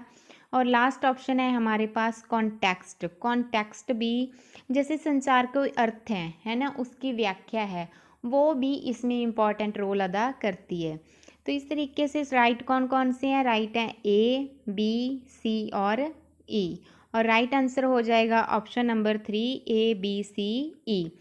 देखिए ये सारी चीज़ें हमने थ्योरी क्लासेस में पढ़ी हैं। आपने अगर नोट्स रीड किए हुए हैं तो आपको ये क्वेश्चन बहुत ही आसान लगेंगे। नेक्स्ट क्वेश्चन देखते हैं। When communication helps a group to achieve its goal. Help करता है ग्रुप्स को अपने गोल्स को अचीव करने के लिए, तो उसको क्या कहा जाता है। ऑप्शन दिए हुए हैं हमें disruptive role, promotive role, counteractive role and devotional role. सबसे पहले हम जानते हैं डिसरप्टिव रोल क्या होता है, विघटनकारी भूमिका। जैसे कोई समूह है, ठीक है, समूह में प्रक्रिया है कोई भी, उनकी प्रक्रिया में रुकावट डालना, उनके कामों में बाधा उत्पन्न करना, नेगेटिव वे से जाना, तो उसे क्या कहते हैं, उसे विघटनकारी भूमिका कहते हैं, डिसरप्टिव रोल उसे कहा जाता है। नेक्स्ट दिया है प्रमोटिव रोल। प्रमोटिव रोल क्या होता है, जैसे कोई समूह है, ठीक है, उनके बीच में सहयोग होना, समझ को बढ़ावा देना, और समूह है जो उसकी काम करने की प्रक्रिया को अच्छा बनाना, बेहतर बनाना, उनको प्रोत्साहित करना, उनके लक्ष्यों की प्राप्ति करने में सहायक होना, तो ये सारी चीज़ें किस में होती हैं, प्रमोटिव रोल में होती है। नेक्स्ट है प्रतिक्रियात्मक भूमिका। प्रतिक्रियात्मक भूमिका क्या है, जैसे कुछ पहले से घटना हुई है, ठीक है, घटना हो गई, उनकी स्थितियों पे प्रतिक्रिया करना, उनको रचनात्मक बनाना या रक्षात्मक बनाना, कुछ भी इसमें उद्देश्य हो सकता है। नेक्स्ट दिया है फिर है डिवेशनल रोल। डिवेशनल रोल क्या होता है, ये भी संचार से संबंधित है। इसमें क्या है कि किसी ने हमको अपने अधीन कर रखा है, हम पे क्या है प्रेशर बनाया हुआ है, हम क्या कर रहे हैं उसकी इच्छा के अनुसार, अपनी इच्छा नहीं, हम क्या कर रहे हैं उसकी इच्छा के अनुसार अपने विचारों को दबा रहे हैं, अपनी इच्छाओं को दबा रहे हैं, और हम उनके अनुरूप कार्य कर रहे हैं, तो इसको डिवेशनल रोल कहा जाता है। तो इसमें जो राइट आंसर है वो हो जाएगा ऑप्शन नंबर 2, प्रमोटिव रोल हो जाएगा।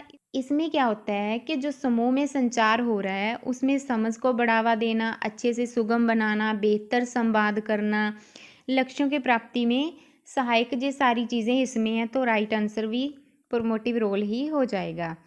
नेक्स्ट है the media accountability system. Media गुणवत्ता में सुधार के हेतु to improve media quality focus on, किस पे फोकस करती है मीडिया की क्वालिटी?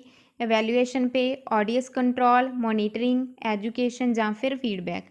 सबसे पहले ऑप्शन है एवेल्यूएशन, हम उसके बारे में जानते हैं। एवेल्यूएशन का मतलब क्या होता है कि मीडिया का जो कंटेंट है, ठीक है, उसके प्रदर्शन की, प्रभावशीलता की, सभी चीज़ों की एवेल्यूएशन करना, उनको अच्छे से जांचना कि जो सही है जो नहीं है।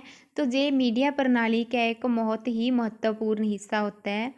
ये मीडिया की गुणवत्ता को मापने और मीडिया को सुधारने में बहुत ही इम्पोर्टेंट रोल अदा करता है। आगे है ऑडियंस कंट्रोल। ऑडियंस कंट्रोल है जो इसका प्रमुख हिस्सा नहीं माना जाता। ये तो सामने वाले जो दर्शक हैं, है ना, उनकी प्रतिक्रिया और उनका ही प्रभाव होता है, इसमें हमारा कोई ज़्यादा रोल अदा नहीं होता। नेक्स्ट है मॉनिटरिंग। इसमें मीडिया की जो गतिविधियाँ होती हैं, ठीक है, उनकी मॉनिटरिंग करना होता है कि जो मीडिया है जो सही इन्फॉर्मेशन दे रहा है, कोई इनवैलिड इन्फॉर्मेशन तो नहीं दे रहा है, तो ये भी इम्पॉर्टेंट रोल अदा करता है। नेक्स्ट है एजुकेशन। एजुकेशन तो आप सभी को ही पता है, बहुत ही इम्पॉर्टेंट रोल, हर फील्ड में ही इम्पॉर्टेंट रोल अदा कर रहा है। नेक्स्ट है प्रतिपुष्टि फीडबैक। फीडबैक भी इम्पोर्टेंट रोल अदा करता है। इसमें क्या होता है कि जो दर्शक होते हैं या पाठक हैं, जो सामने वाले सुन रहे हैं हमें, तो उनकी जो प्रतिक्रिया है वो शामिल इसमें होती है और ये भी एक इम्पॉर्टेंट रोल अदा करता है। इस तरीके से जो राइट आंसर है वो हो जाएगा ऑप्शन नंबर 4, जिसमें कि ए, सी, डी और ई चारों ही इसमें सही हैं। ये सारी चीज़ें हमने पढ़ी ही हुई हैं, आपने नोट्स में भी देखा होगा। नेक्स्ट देखते हैं question. Match list 1 with list second. List 1 को लिस्ट सेकंड से मैच करना है। कंसेप्ट दिए हुए हैं और सोर्स दिए हुए हैं हमें। पहले दिया हुआ है free commerce and communication. Free commerce and communication का विचार किसने दिया था? नेक्स्ट है कम्युनिकेशन इन इकोनॉमिक्स, और सी ऑप्शन है language as a conduct of communication, और लास्ट में है लाइंस ऑफ कम्युनिकेशन। सबसे पहले हम देखते हैं फ्री कॉमर्स एंड कम्युनिकेशन का जो विचार है वो किन्होंने दिया था? वो दिया था एडम स्मिथ ने। जो एडम स्मिथ थे ना, वो उन्होंने क्या किया था, आर्थिक विचारों पर अपनी जो पुस्तकें वो लिखी थी। फ्री कॉमर्स एंड कम्युनिकेशन किनका विचार है? एडम स्मिथ का विचार है। नेक्स्ट है इकोनॉमिक्स में कम्युनिकेशन, अर्थशास्त्र में संचार, वो किन्होंने दिया था? वो एल्फ्रेड मार्शल ने दिया था। उनका जो विचार थे वो अर्थशास्त्र से संबंधित थे। नेक्स्ट है language as a conduct of communication. Communication में लैंग्वेज का रोल, तो ये हमें दिया था जॉन लॉक ने। नेक्स्ट है संचार की लाइनें, एक ही बची हैं कार्ल मार्क्स। जो कार्ल मार्क्स थे ना, इन्होंने संचार की लाइनें और सामाजिक संरचनाओं का विचार दिया था। तो राइट आंसर है वो हो जाएगा हमारा ऑप्शन नंबर 4। ए का 4th हो जाएगा, ठीक है, बी का 1st है, एंड सी का 2nd, एंड डी का है 3, Karl Marx. Match list 1 with list second. List 1 में हमें इंटरनेट के प्रोटोकॉल दिए हुए हैं एंड लिस्ट सेकंड में हमें इंटरनेट की एक्टिविटी दी है। सबसे पहले हमें दिया है HTTP। HTTP की फुल फॉर्म हमने ध्यान में रखनी है। क्या फुल फॉर्म है? Hyper text transfer protocol. Hyper text transfer protocol इसकी फुल फॉर्म है। इसको किस में यूज़ किया जाता है? देखिए, जो हाइपर टेक्स्ट ट्रांसफ़र प्रोटोकॉल है ना, ये वेब सर्वर और जो क्लाइंट होता है उनके बीच डेटा को ट्रांसफ़र करने के लिए यूज़ किया जाता है। किस में यूज़ होता है? वेब सर्वर और क्लाइंट के बीच डेटा को ट्रांसफ़र करने के लिए यूज़ किया जाता है। या फिर क्या कहते हैं, TCP या IP जो पैकेट्स होते हैं उनको ट्रांसफ़र करने के लिए किया जाता है। तो इस तरीके से HTTP क्या हो जाएगा? Sends TCP IP packets to web server. उसके बाद है SSL। SSL की फुल फॉर्म क्या होती है? SSL की फुल फॉर्म है सिक्योर सॉकेट्स लेयर। क्या फुल फॉर्म है? Secure sockets layer. इसको भी आपने ध्यान में रखना है, अक्सर एग्ज़ाम में जे SSL की फुल फॉर्म पूछी जाती है। जे एक सुरक्षा के संबंधित प्रोटोकॉल है। ये क्या करता है, जो हमारा डेटा होता है उसको सुरक्षित रूप से ट्रांसफ़र करने के लिए यूज़ किया जाता है। किसको यूज़ किया जाता है? सिक्योर सॉकेट्स लेयर को। इसकी शॉर्ट फॉर्म है SSL। ठीक है, तो इसका जो देखिए इसमें क्या आ जाएगा, इनक्रिप्ट्स डेटा फॉर ऑनलाइन ट्रांसमिशन।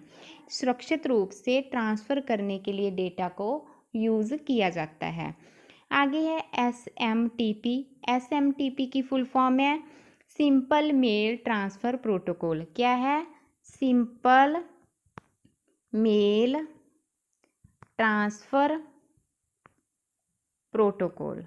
ठीक है, इसमें मेल आ रही है तो हमें मेल से ही पकड़ लेना है। Sends email through the internet. इसमें क्या होता है कि जो ईमेल है, ईमेल भेजने के लिए यूज़ इसको हम करते हैं। नेक्स्ट है FTP। FTP की फुल फॉर्म क्या होती है? File transfer protocol. क्या है इसकी? File transfer protocol. इसका यूज़ हम किसके लिए करते हैं? हमें नेम से ही पता चल रहा है, फुल फॉर्म से ही हमें आइडिया लग रहा है, फाइल्स को ट्रांसफ़र करने के लिए, फाइल्स का आदान प्रदान करने के लिए इसको हम यूज़ करते हैं। तो इस तरीके से FTP का हो जाएगा 4th। HTTP का हो जाएगा TCP IP packets to web server. SSL encrypts data for online transmission. Next है SMTP sends email through the internet. इस तरीके से जो राइट आंसर है वो हो जाएगा ऑप्शन नंबर 4। A का 3, B का 2, C का 1 और D का 4th। HTTP की फुल फॉर्म क्या है? Hyper text transfer protocol. SSL की क्या है? सिक्योर सॉकेट्स लेयर है। SMTP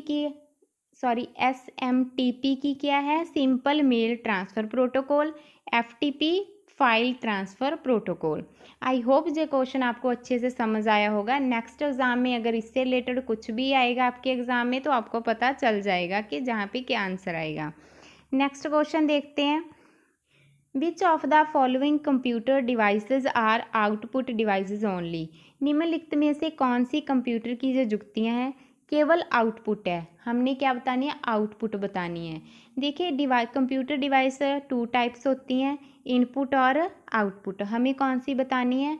हमें आउटपुट वाली बतानी है। सबसे पहले हमें ट्रैक बॉल दिया है। ट्रैक बॉल क्या होता है? देखिए जो ट्रैक बॉल होता है ना, ये एक इनपुट डिवाइस होती है। हमने ये सारी चीज़ें थ्योरी क्लासेस में पढ़ी हुई हैं। अगर आपने हमारी थ्योरी की क्लासेस नहीं देखी तो आप पहले प्लीज़ वो देख लीजिए, उसके बाद आप देखना आपको ये क्वेश्चन कितने आसान लगेंगे। ट्रैक बॉल क्या होता है? इनपुट डिवाइस होती है जो माउस की तरह ही काम करती है। ठीक है, जैसे हम माउस का यूज़ करते हैं ना, वैसे ही हम इसका ट्रैक बॉल का यूज़ करते हैं। तो किसी भी इंफॉर्मेशन को इनपुट करने के लिए इसका यूज़ किया जाता है, लेकिन ये आउटपुट नहीं है, ये क्या है? ये इनपुट है। ठीक है, नेक्स्ट हमें दिया है CRT मॉनिटर। ये तो हमें सभी को ही पता है, आउटपुट डिवाइस है। ठीक है जी, हम स्क्रीन पे जो भी हमारी आउटपुट है हम उसको देख सकते हैं। नेक्स्ट है नंबर पैड। नंबर पैड हमने कल भी आपको बताया था क्लास में कि जो नंबर पैड है ये भी एक कीबोर्ड की तरह ही होती है। इसमें हम क्या करते हैं? कुछ नंबर को ऐड करते हैं या फिर हम किसी अल्फ़ाबेट को ऐड करते हैं, इनपुट करते हैं। जैसे आजकल हमारे फ़ोन में वो नंबर्स वाला लॉक है ना, हम वो लगाते हैं, तो वो भी नंबर पैड ही है। तो ये क्या है? ये एक ये क्या है? ये एक इनपुट डिवाइस है। ठीक है, नेक्स्ट है प्लॉटर। प्लॉटर क्या होता है? ये एक आउटपुट डिवाइस है। जैसे बड़े बड़े आकार के वो ग्राफिक्स होते हैं, है ना, जिसमें हम डिज़ाइनिंग करते हैं या कुछ फ़ोटो को प्रिंट करना है, तो उसके लिए जो चीज़ यूज़ की जाती है उसको हम क्या कहते हैं? उसको हम प्लॉटर कहते हैं। ये क्या है? ट्रैक बॉल भी इनपुट है, नंबर पैड भी इनपुट है। ठीक है, बाकी की जो CR मॉनिटर है और प्लॉटर है ये दोनों आउटपुट डिवाइसेस हैं। और इस तरीके से जो राइट आंसर है वो हो जाएगा ऑप्शन नंबर 4, B और D। आपने जी ध्यान में रखना है, कोई ज़्यादा डिफ़िकल्ट नहीं है, सिंपल सी बात थी, आपको पता ही था। देखिए ये CRT मॉनिटर आप सभी को पता है ना, और नंबर पैड भी आप सभी को ही पता है। तो इस तरीके से बहुत आसान ही होते हैं क्वेश्चन, बस हमें थोड़ा सा चीज़ों को समझने की ज़रूरत होती है। नेक्स्ट क्वेश्चन देखते हैं। Around 1945, who developed the idea of a stored program computer that was hold to programs and data in memory, and then data would move between the memory and the processor? हम इसको समझने की कोशिश करते हैं कि इन्होंने हमसे क्या पूछा है। 1945 के आसपास ये कह रहे हैं स्टोर्ड प्रोग्राम का विचार किसने विकसित किया था, किसको आया था ये विचार, जो प्रोग्राम में डेटा को मेमोरी में धारण करता था। प्रोग्राम में क्या करता था, जो डेटा था उसको मेमोरी में धारण करता था, फिर जो डेटा था वो मेमोरी और प्रोसेसर के बीच संचालित होता था। सबसे पहले ऑप्शन दिया है Alan Turing, next Tim Berners-Lee, next है चार्ल्स बेबेज एंड नेक्स्ट है जॉन वॉन न्यूमैन।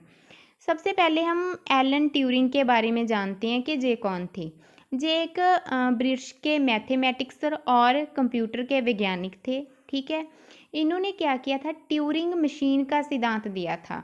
अपने नेम से ही इन्होंने क्या किया था, एक मशीन को सिद्धांत दिया था, इसलिए उसको ट्यूरिंग मशीन कहा जाता था।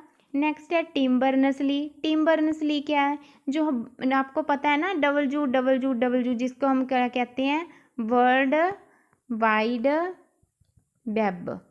आप सभी को पता है ना, WWW को हम क्या कहते हैं, वर्ल्ड वाइड वेब। इन्होंने ये सिद्धांत दिया था, इसका आविष्कार किया था वर्ल्ड वाइड वेब का टिम बर्नर्स-ली ने। नेक्स्ट है चार्ल्स बेबेज। आपको पता ही है, चार्ल्स बेबेज को आधुनिक कंप्यूटर का जनक कहा जाता है। एनालिटिकल इंजन का इन्होंने डिज़ाइन तैयार किया था। जो तो हमने आईसीटी के जब हम लेक्चर लिए थे ना, तो आईसीटी की पहली क्लास में ये चीज़ पढ़ी थी चार्ल्स बेबेज के बारे में। तो उसके बाद है John von Neumann. John von Neumann क्या थे, इन्होंने 1945 के आसपास क्या किया था, इस धारणा को विकसित किया था। कौन सी धारणा को विकसित किया था, कि जो कंप्यूटर के प्रोग्राम हैं उनमें डेटा को मेमोरी में संग्रहित किया जाना चाहिए। ठीक है, तो इस तरीके से ये प्रोसेसर के साथ क्या हो, इंटरफेस कर सके। तो ये सिद्धांत किन्होंने दिया था, जॉन वॉन न्यूमैन ने दिया था। कब दिया था, 1945 के आसपास दिया था। कौन सा सिद्धांत था, स्टोर्ड प्रोग्राम कंप्यूटर का विचार इन्होंने दिया था। इस तरीके से राइट आंसर हो जाएगा option number 4, John von Newman.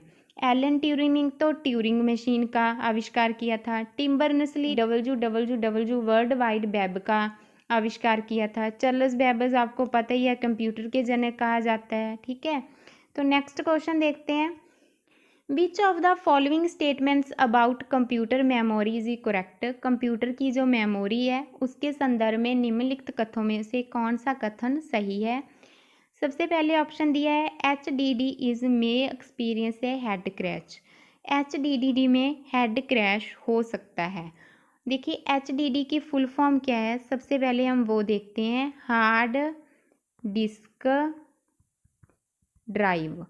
आपने जो फुल फॉर्म ध्यान में रखनी है, इसी वजह से हम आपको बार बार फुल फॉर्म को रिपीट करवा रहे हैं। HDD की फुल फॉर्म है हार्ड डिस्क ड्राइव।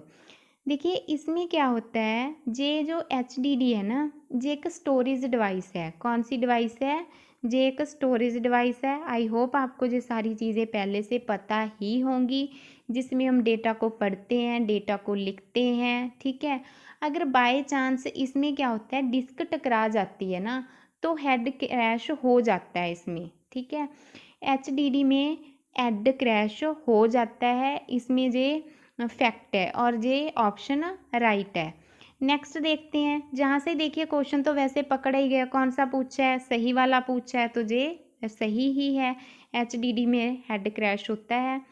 नेक्स्ट है SDD are also known as volatile memory. STD क्या होती है, सॉलिड स्टेट ड्राइव होती है। क्या होती है, सॉलिड स्टेट ड्राइव। ठीक है, इसमें क्या होता है, ये एक नॉन वोलाटाइल मेमोरी है। इन्होंने क्या बोल रखा है, वोलाटाइल मेमोरी। ये नॉन वोलाटाइल है, इस तरीके से ये गलत हो जाएगा। बिजली बंद होने के बाद इसमें डेटा सुरक्षित रहता है, डेटा जाता नहीं है कहीं भी, वहाँ ही रहता है, तो इसलिए ये नॉन वोलाटाइल है। इसको वोलाटाइल मेमोरी नहीं कहा जा सकता। नेक्स्ट है HDDs do not have any moving parts. देखिए जो HDD है ना, जैसे डिस्क और हेड, पहला भी देखा है ना हमने, इसमें क्या होता है, मूव होता रहता है, डेटा को पढ़ने के लिए इधर उधर मूव होता है, तो इसलिए ये कथन भी गलत है। नेक्स्ट दिया है computers usually have more primary memory. क्या कह रहे हैं, ज़्यादा प्राइमरी मेमोरी होती है, प्राथमिक जो मेमोरी है जो ज़्यादा होती है देन सेकेंडरी मेमोरी। ये भी गलत है, आप सभी को पता है जो सेकेंडरी मेमोरी होती है हमारी HDD या SDD, ये सारी DVD है ना, ये सारी चीज़ें हमने पढ़ी हुई हैं। तो ये क्या है, ये मतलब ज़्यादा होती है, जो प्राइमरी मेमोरी होती है वो हमारी कम होती है। तो इस तरीके से जो प्राइमरी मेमोरी होती है उसकी डेटा स्टोरेज भी कम होती है, लेकिन जो सेकेंडरी मेमोरी है उसकी डेटा स्टोरेज भी ज़्यादा होती है। इस तरीके से जो राइट आंसर है वो हो जाएगा ऑप्शन नंबर 1, HDD में हेड क्रैश हो सकता है। Identify the correct order of the following list of computer components ranked from slow to fast access time। देखिए अधिगम समय के संदर्भ में हमें क्या करना है, सबसे धीमे से सबसे तीव्र के रूप में श्रेणीबद्ध करना है। ठीक है, सबसे पहले सबसे स्लो कौन सी है, फिर उससे फास्ट, फिर उससे फास्ट और फिर उससे फास्ट, ये हमने श्रेणीबद्ध करना है। ऑप्शन देखिए हमें दिए हुए हैं CPU कैश, रैम, SSD या फिर ऑप्टिकल ड्राइव। हम इन ऑप्शंस को अच्छे से समझने की कोशिश करेंगे, देन हम देखेंगे कि हमारा आंसर क्या आ रहा है। देखिए सबसे पहले CPU कैश हमें दिया हुआ है, ये बहुत ही तेज़ मेमोरी होती है, मतलब कि सबसे तेज़ मेमोरी है जो CPU कैश मेमोरी ही होती है, CPU के जे अंदर होती है। ठीक है, इसमें जो डेटा एक्सेस टाइम है ना वो सबसे कम होता है, मतलब इसको बहुत ही फास्ट एक्सेस किया जाता है इसमें। तो इस तरीके से देखिए ये तो सबसे फास्ट है, और हमने क्या देखना है, सबसे धीमे से सबसे तीव्र, लास्ट में आएगा ये CPU कैश। ठीक है, उसके बाद है रैम। रैम क्या होती है, रैम कंप्यूटर की मुख्य मेमोरी होती है, ये जो CPU होता है ना, CPU से थोड़ी सी धीमी होती है।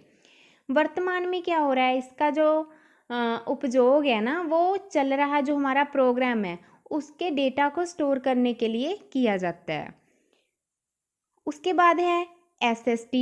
SSD की फुल फॉर्म क्या होती है, सॉलिड स्टेट ड्राइव। जी आपने फुल फॉर्म भी याद रखनी है क्योंकि फुल फॉर्म भी पूछी जाती है। और रैम की तो आपको पता ही होगा सभी को, रैम की फुल फॉर्म क्या होती है, रैंडम एक्सेस मेमोरी। देखिए अभी देखिए SSD के बारे में। SSD क्या होता है, एक प्रकार का जो स्टोरेज डिवाइस है। इसमें क्या होता है, फ्लैश जो मेमोरी होती है ना हमारी, उसका उपयोग किया जाता है। ये क्या है, जो CPU की तुलना में काफ़ी धीमी होती है। आगे है ऑप्टिकल ड्राइव। ऑप्टिकल ड्राइव क्या होती है, जिसमें CD है ना, DVD, ये सारी चीज़ें हमने आपको पढ़ाई हुई हैं क्लासेस में। ये सबसे धीमी होती है और इसको जब डेटा को एक्सेस करने में ज़्यादा समय लगता है।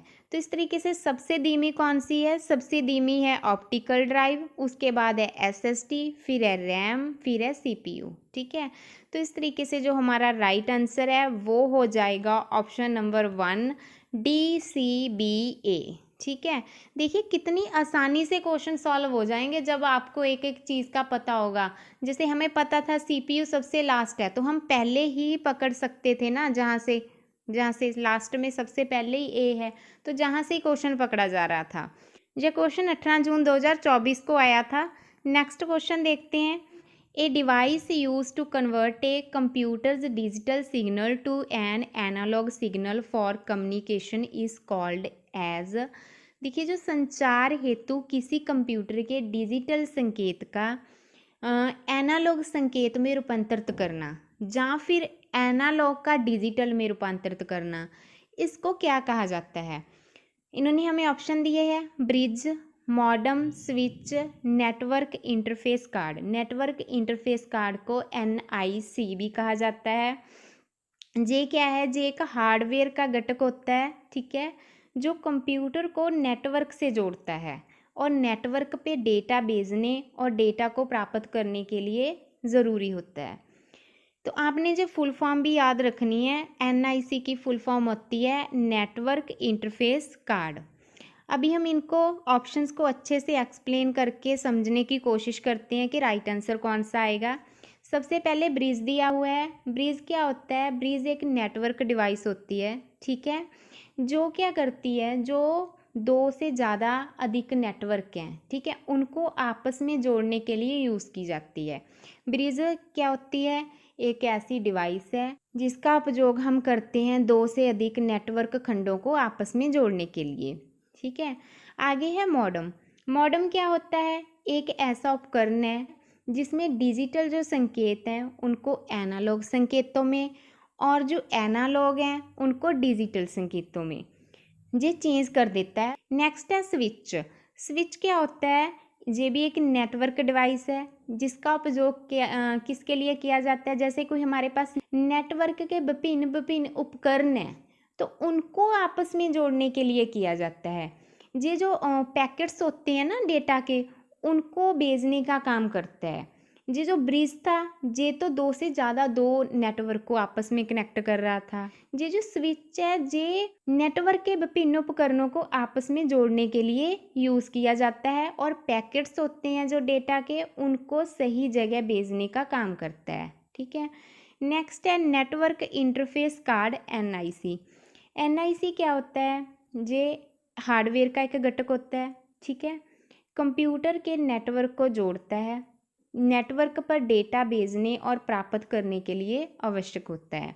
तो इस तरीके से जो हमारा राइट आंसर है वो तो हो जाएगा ऑप्शन नंबर 2, मॉडेम हो जाएगा। मॉडेम क्या करता है? डिजिटल को एनालॉग में, एनालॉग को डिजिटल में कन्वर्ट करने का काम करता है। Next question, match list 1 with list second. List 1 दी हुई है, लिस्ट सेकंड दी हुई है, हमने मैचिंग करनी है। देखते हैं क्या क्या आएगा इसमें। 2 input voice overs for a presentation. Voice की बात हो रही है, ठीक है, वॉइस को रिकॉर्ड करना या वॉइस को प्रस्तुतिकरण करना। इसके लिए हम क्या यूज़ करते हैं? वॉइस किस में यूज़ होती है? वॉइस माइक्रोफोन में यूज़ होती है। इसमें क्या है, हम रिकॉर्ड भी कर सकते हैं, निवेश कर सकते हैं, ठीक है ना। तो जब भी वॉइस की बात आई है तो आपने जहाँ से पकड़ लेना था कि माइक्रोफोन आएगा। 2 इनपुट ए पिन। हमने क्या करना है? ए पिन को इनपुट करना है, किसी भी संख्या को इनपुट करना है, किसी नंबर को इनपुट करना है, तो वो हम कहाँ पे करेंगे? वो हम नंबर पैड पे करेंगे, ठीक है। ये क्या है? ये भी एक कीबोर्ड का ही हिस्सा होता है जहाँ पे हम इनपुट करते हैं। जैसे आजकल वो है ना, हमारे फ़ोन पे भी हम लॉक लगाते हैं नंबर वाला, वो वाली चीज़ है। तो उसके बाद है 2 सिलेक्ट ऑप्शंस फ्रॉम ए मीनू। जब हमारे पास काफ़ी ऑप्शंस हैं, हमने सिलेक्ट करना है, तो हम किसका यूज़ करते हैं? पॉइंटिंग डिवाइस का यूज़ करते हैं। कौन सी पॉइंटिंग डिवाइस होती है? वो माउस होता है। किसके साथ करते हैं? हम कर्सर के साथ क्लिक करते हैं ना, तो वो चीज़ है। तो इसका क्या आएगा? इसका माउस आ जाएगा। उसके बाद है 2 operate a flight simulator.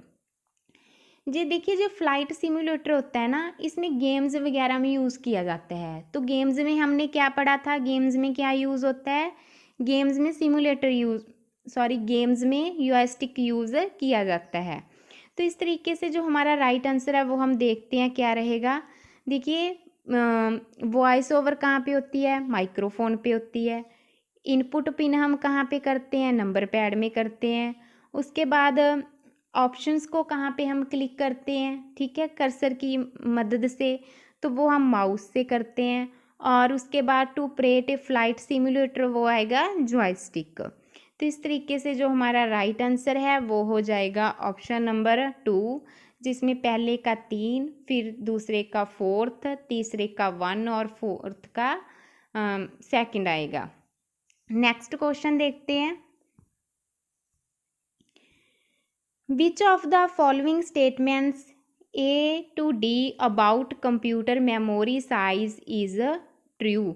Computer memory के आकार के बारे में निम्नलिखित कथनों में से कौन सा कथन सही है? पढ़ते हैं अब इनको हम। देखिए, 25 KB is larger than 100 MB। 25 KB 100 MB से कम होती है। ये तो आप सभी को ही पता होगा, है ना। तो ये तो रॉन्ग है ऑप्शन, क्योंकि 100 MB बड़ा होता है, 25 KB छोटा होता है। आगे ऑप्शन दिया हुआ है 999 MB is larger than 50 GB। GB बड़ा होता है या MB बड़ा होता है, हम सभी को पता है ना। हम 1.5 GB 2 GB 3 GB का रिचार्ज करते हैं। उसके बाद है next 3500 KB is smaller than 2 GB। 3500 KB है वो छोटा होता है, ऑब्वियस ही बात है, KB छोटा ही होता है GB से, ठीक है। तो ये राइट हो जाएगा। नेक्स्ट है 2350 बाइट है is smaller than 2 KB। 2350 2 KB से छोटा होता है। देखिए हम आपको इसको समझाते हैं कि 1 KB है ना, जो 1 KB में क्या होता है, 1 KB में 1024 बाइट होते हैं, ठीक है। 1024 बाइट 1 KB में हो गए, तो हमने क्या जानना है 2 KB में कितने हो गए। 2 KB में हम 1024 प्लस 1024 को प्लस कर देंगे, तो आगे क्या आ जाएगा 2048 आ जाएगा, ठीक है। तो इस तरीके से हमें पता चल गया कि जो 2350 बाइट है वो 2 KB से छोटा नहीं होता है, ठीक है। तो इस तरीके से जे भी रॉन्ग है। जे हमारा जो राइट आंसर है वो हो जाएगा 3500 KB is smaller than 2 GB। तो इस तरीके से राइट आंसर हमारा हो जाएगा ऑप्शन नंबर 2। नेक्स्ट क्वेश्चन देखते हैं। विच technology first marked separation between transportation and communication. ये कह रहे हैं कि सबसे पहले वो कौन सी टेक्नोलॉजी थी जिसने सेपरेशन की ट्रांसपोर्टेशन एंड कम्युनिकेशन के बीच, ठीक है। परिवहन व संचार के बीच सर्वप्रथम विजोजन को चिन्हित किया था, किसने किया था। ऑप्शन देखते हैं टेलीग्राफ, प्रोजेक्शन, प्रिंटिंग या फिर फोटोग्राफी। देखिए जो इसका राइट आंसर है वो हम समझने की कोशिश करते हैं कि क्या आएगा। सबसे पहले है टेलीग्राफ, मतलब के वार मतलब युद्ध। पहले क्या होता था, जब युद्ध होते थे ना, नई नई टेक्निक को हम फॉलो करने की कोशिश करते थे, उस टाइम टेलीग्राफ को फॉलो किया गया, जिसने क्या किया सूचना के आदान प्रदान में ना काफ़ी चेंजेस ला दिए। नेक्स्ट है प्रोजेक्शन। प्रोजेक्शन क्या होता है, इसमें किसी वस्तु की जानकारी होती है जब परिवहन और संचार के सीधे वियोजन को चिन्हित नहीं करते जी, ठीक है। इसमें तो सिर्फ क्या है, कोई भी वस्तुएं हैं हम उसकी कोई इन्फॉर्मेशन दे रहे हैं, प्रोजेक्ट विधि हो गई ना जी। आगे हो गया प्रिंटिंग। प्रिंटिंग में क्या था, इसने तो हमें पता ही है संचार में काफ़ी क्रांति लाई है। पुस्तकें प्रिंट होने लग गई, समाचार पत्र हो गए, अन्य दस्तावेज हो गए, ठीक है। इस तरीके से संचार को बढ़ावा मिल गया।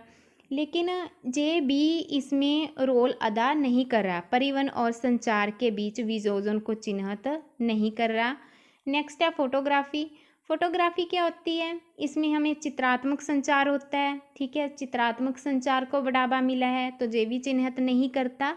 तो इस तरीके से जो राइट आंसर है वो हो जाएगा ऑप्शन नंबर 1 टेलीग्राफ, ठीक है जी। तो राइट आंसर है ऑप्शन नंबर 1 टेलीग्राफ।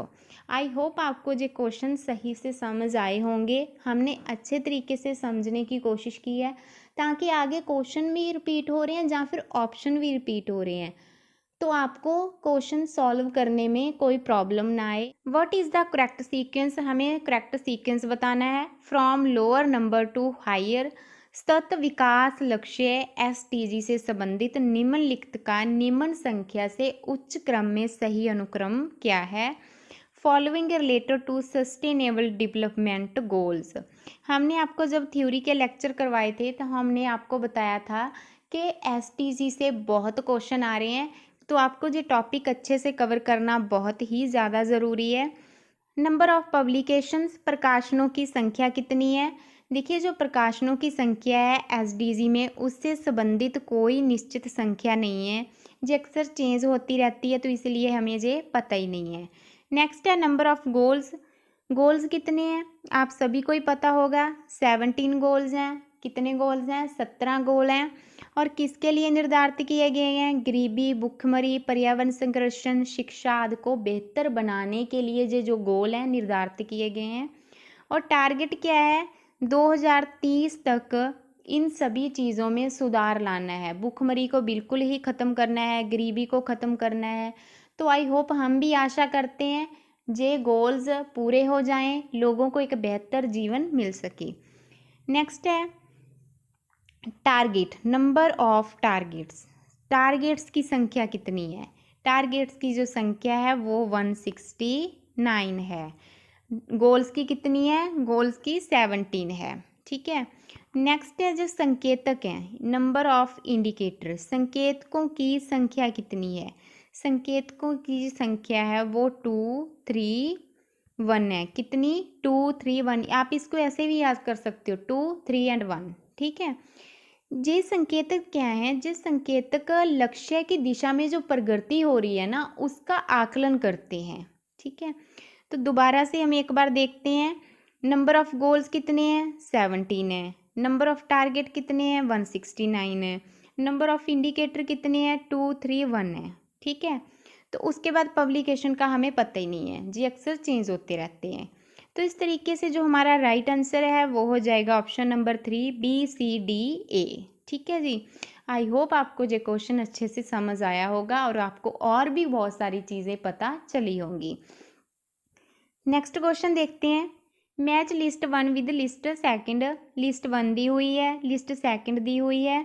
ठीक है। लिस्ट 1 में हमें वाटर स्पेसिफिक डिसीज़ के बारे में बताया है और लिस्ट सेकंड में हमें एग्जांपल्स बताई है। और इसमें क्या है कि प्रदूषित जल है, जहाँ जल की वजह से जो जो बीमारियां हो रही हैं उनके बारे में हमें बताना है। सबसे पहले हमें दिया है water borne diseases due to injections of polluted water. जब हम पोल्यूटेड वाटर को सेवन करते हैं तो कौन सी बीमारी होती है? तो होता है टाइफाइड। ठीक है। तो हमें टाइफाइड होने की संभावना होती है जो मुख्य रूप से जल के माध्यम से ही फैलता है। नेक्स्ट है वाटर वॉश्ड डिसीजेज। ये क्या है? स्वच्छ जल की कमी के कारण जो स्वच्छ जल हमें नहीं मिल पाता। ठीक है। तो कौन सी बीमारी होती है? ट्रैकोमा होती है। उसके बाद है वाटर बेस्ड डिसीजेज, मतलब कि प्रदूषित जल के संपर्क में आने के कारण। एक तो प्रदूषित जल है, ठीक है, उसके संपर्क में हम आ रहे हैं, ताज़ा पानी उसके संपर्क में आ रहा है, जब ताज़े पानी में प्रदूषित है ताज़ा पानी। ठीक है। तो उससे हमें क्या होता है? उससे हमें सिस्टोसोमनेसिस की बीमारी होती है। नेक्स्ट है water related diseases due to habitation of disease. ठीक है। जब वाटर में छोटे छोटे बैक्टीरिया पैदा हो जाते हैं, जहाँ मच्छर पैदा हो जाते हैं, तो कौन सी बीमारी होती है? तो मलेरिया होती है। ये तो हम सभी को ही पता है। तो जो मलेरिया है मच्छरों के माध्यम से फैलता है। ठीक है। इसे भी जल के संबंधित ही माना जाता है। तो इस तरीके से जो राइट आंसर है वो हो जाएगा ऑप्शन नंबर 2, जिसमें कि पहले का तीसरा है। ठीक है जी, टाइफाइड होता है। उसके बाद है बी का 4th है, ट्रिकोमा होता है उससे। सी का 2 है और लास्ट का 1 है, मलेरिया होता है मच्छरों से। और देखिए लास्ट का डी का क्या है? डी का 1 है। ठीक है जी, हमें सभी को ही पता है। इसमें 2 ऑप्शन तो वैसे ही कट गए थे। पीछे कितने बचे? पीछे सिर्फ 2 बचे थे। ठीक है। तो आपको इन दोनों में से क्वेश्चन करना कितना आसान था, 2 तो एलिमिनेट हो ही गए, है ना। तो आपको अगर एक दो भी पता है ना, तो भी आप अपना क्वेश्चन सॉल्व कर पाओगे। नेक्स्ट क्वेश्चन देखते हैं अभी हम, जो हिंदी में दिया हुआ था। नेक्स्ट क्वेश्चन देखते हैं, which of the following are true about solar thermal energy collectors. सौर तापीय ऊर्जा जो संचायक है उसके बारे में कौन सा कथन सही है? याद रखना है, हमने सही कथन ही बताना है। ऑप्शन देखते हैं, basic unit of STEC is a solar cell. देखिए हम आपको बता दें जो सोलर सेल नहीं है, ये क्या है? जो सौर तापीय पैनल है या कलेक्टर दोनों ही हो सकते हैं, लेकिन सौर सेल नहीं है। तो पहला तो गलत हो जाएगा। नेक्स्ट है सोलर थर्मल एनर्जी कलेक्टर्स में भी फ्लैट प्लेट, जहाँ तो वो फ्लैट प्लेट हो सकती हैं या फिर कंसनट्रेटिंग टाइप हो सकती हैं। ठीक है। देखिए जहाँ तो वो चपटी प्लेट है या फिर केंद्रित प्रकार की हो सकती हैं। हाँ जी, ये कथन सही है, क्योंकि ये जो प्लेट्स होती हैं या तो चपटी हो सकती हैं या फिर केंद्रित हो सकती हैं, दोनों प्रकार के भी हो सकते हैं। नेक्स्ट है टेम्परेचर इन STECS में राइज ओवर 1000 डिग्री सेंटीग्रेड्स। इसमें क्या है, जो तापमान है, ठीक है, वो 1000 डिग्री सेंटीग्रेड के ऊपर जा सकता है। तो यस, ये भी सही है, इसमें 1000 डिग्री के ऊपर सेल्सियस तक तापमान पहुंच जाता है। आई होप आपको ये समझ में आ रहा होगा। अगर आपको इसके रिलेटेड स्टडी नोट्स चाहिए, वीडियो लेक्चर चाहिए, तो आप हमारा कोर्स भी ज्वाइन कर सकते हो, जिसमें आपको ये सारी चीज़ें मिल जाएंगी। ये सारी चीज़ें हमने वहाँ पे पढ़ाई हुई हैं। नेक्स्ट है STECS कैन प्रोड्यूस इलेक्ट्रिसिटी।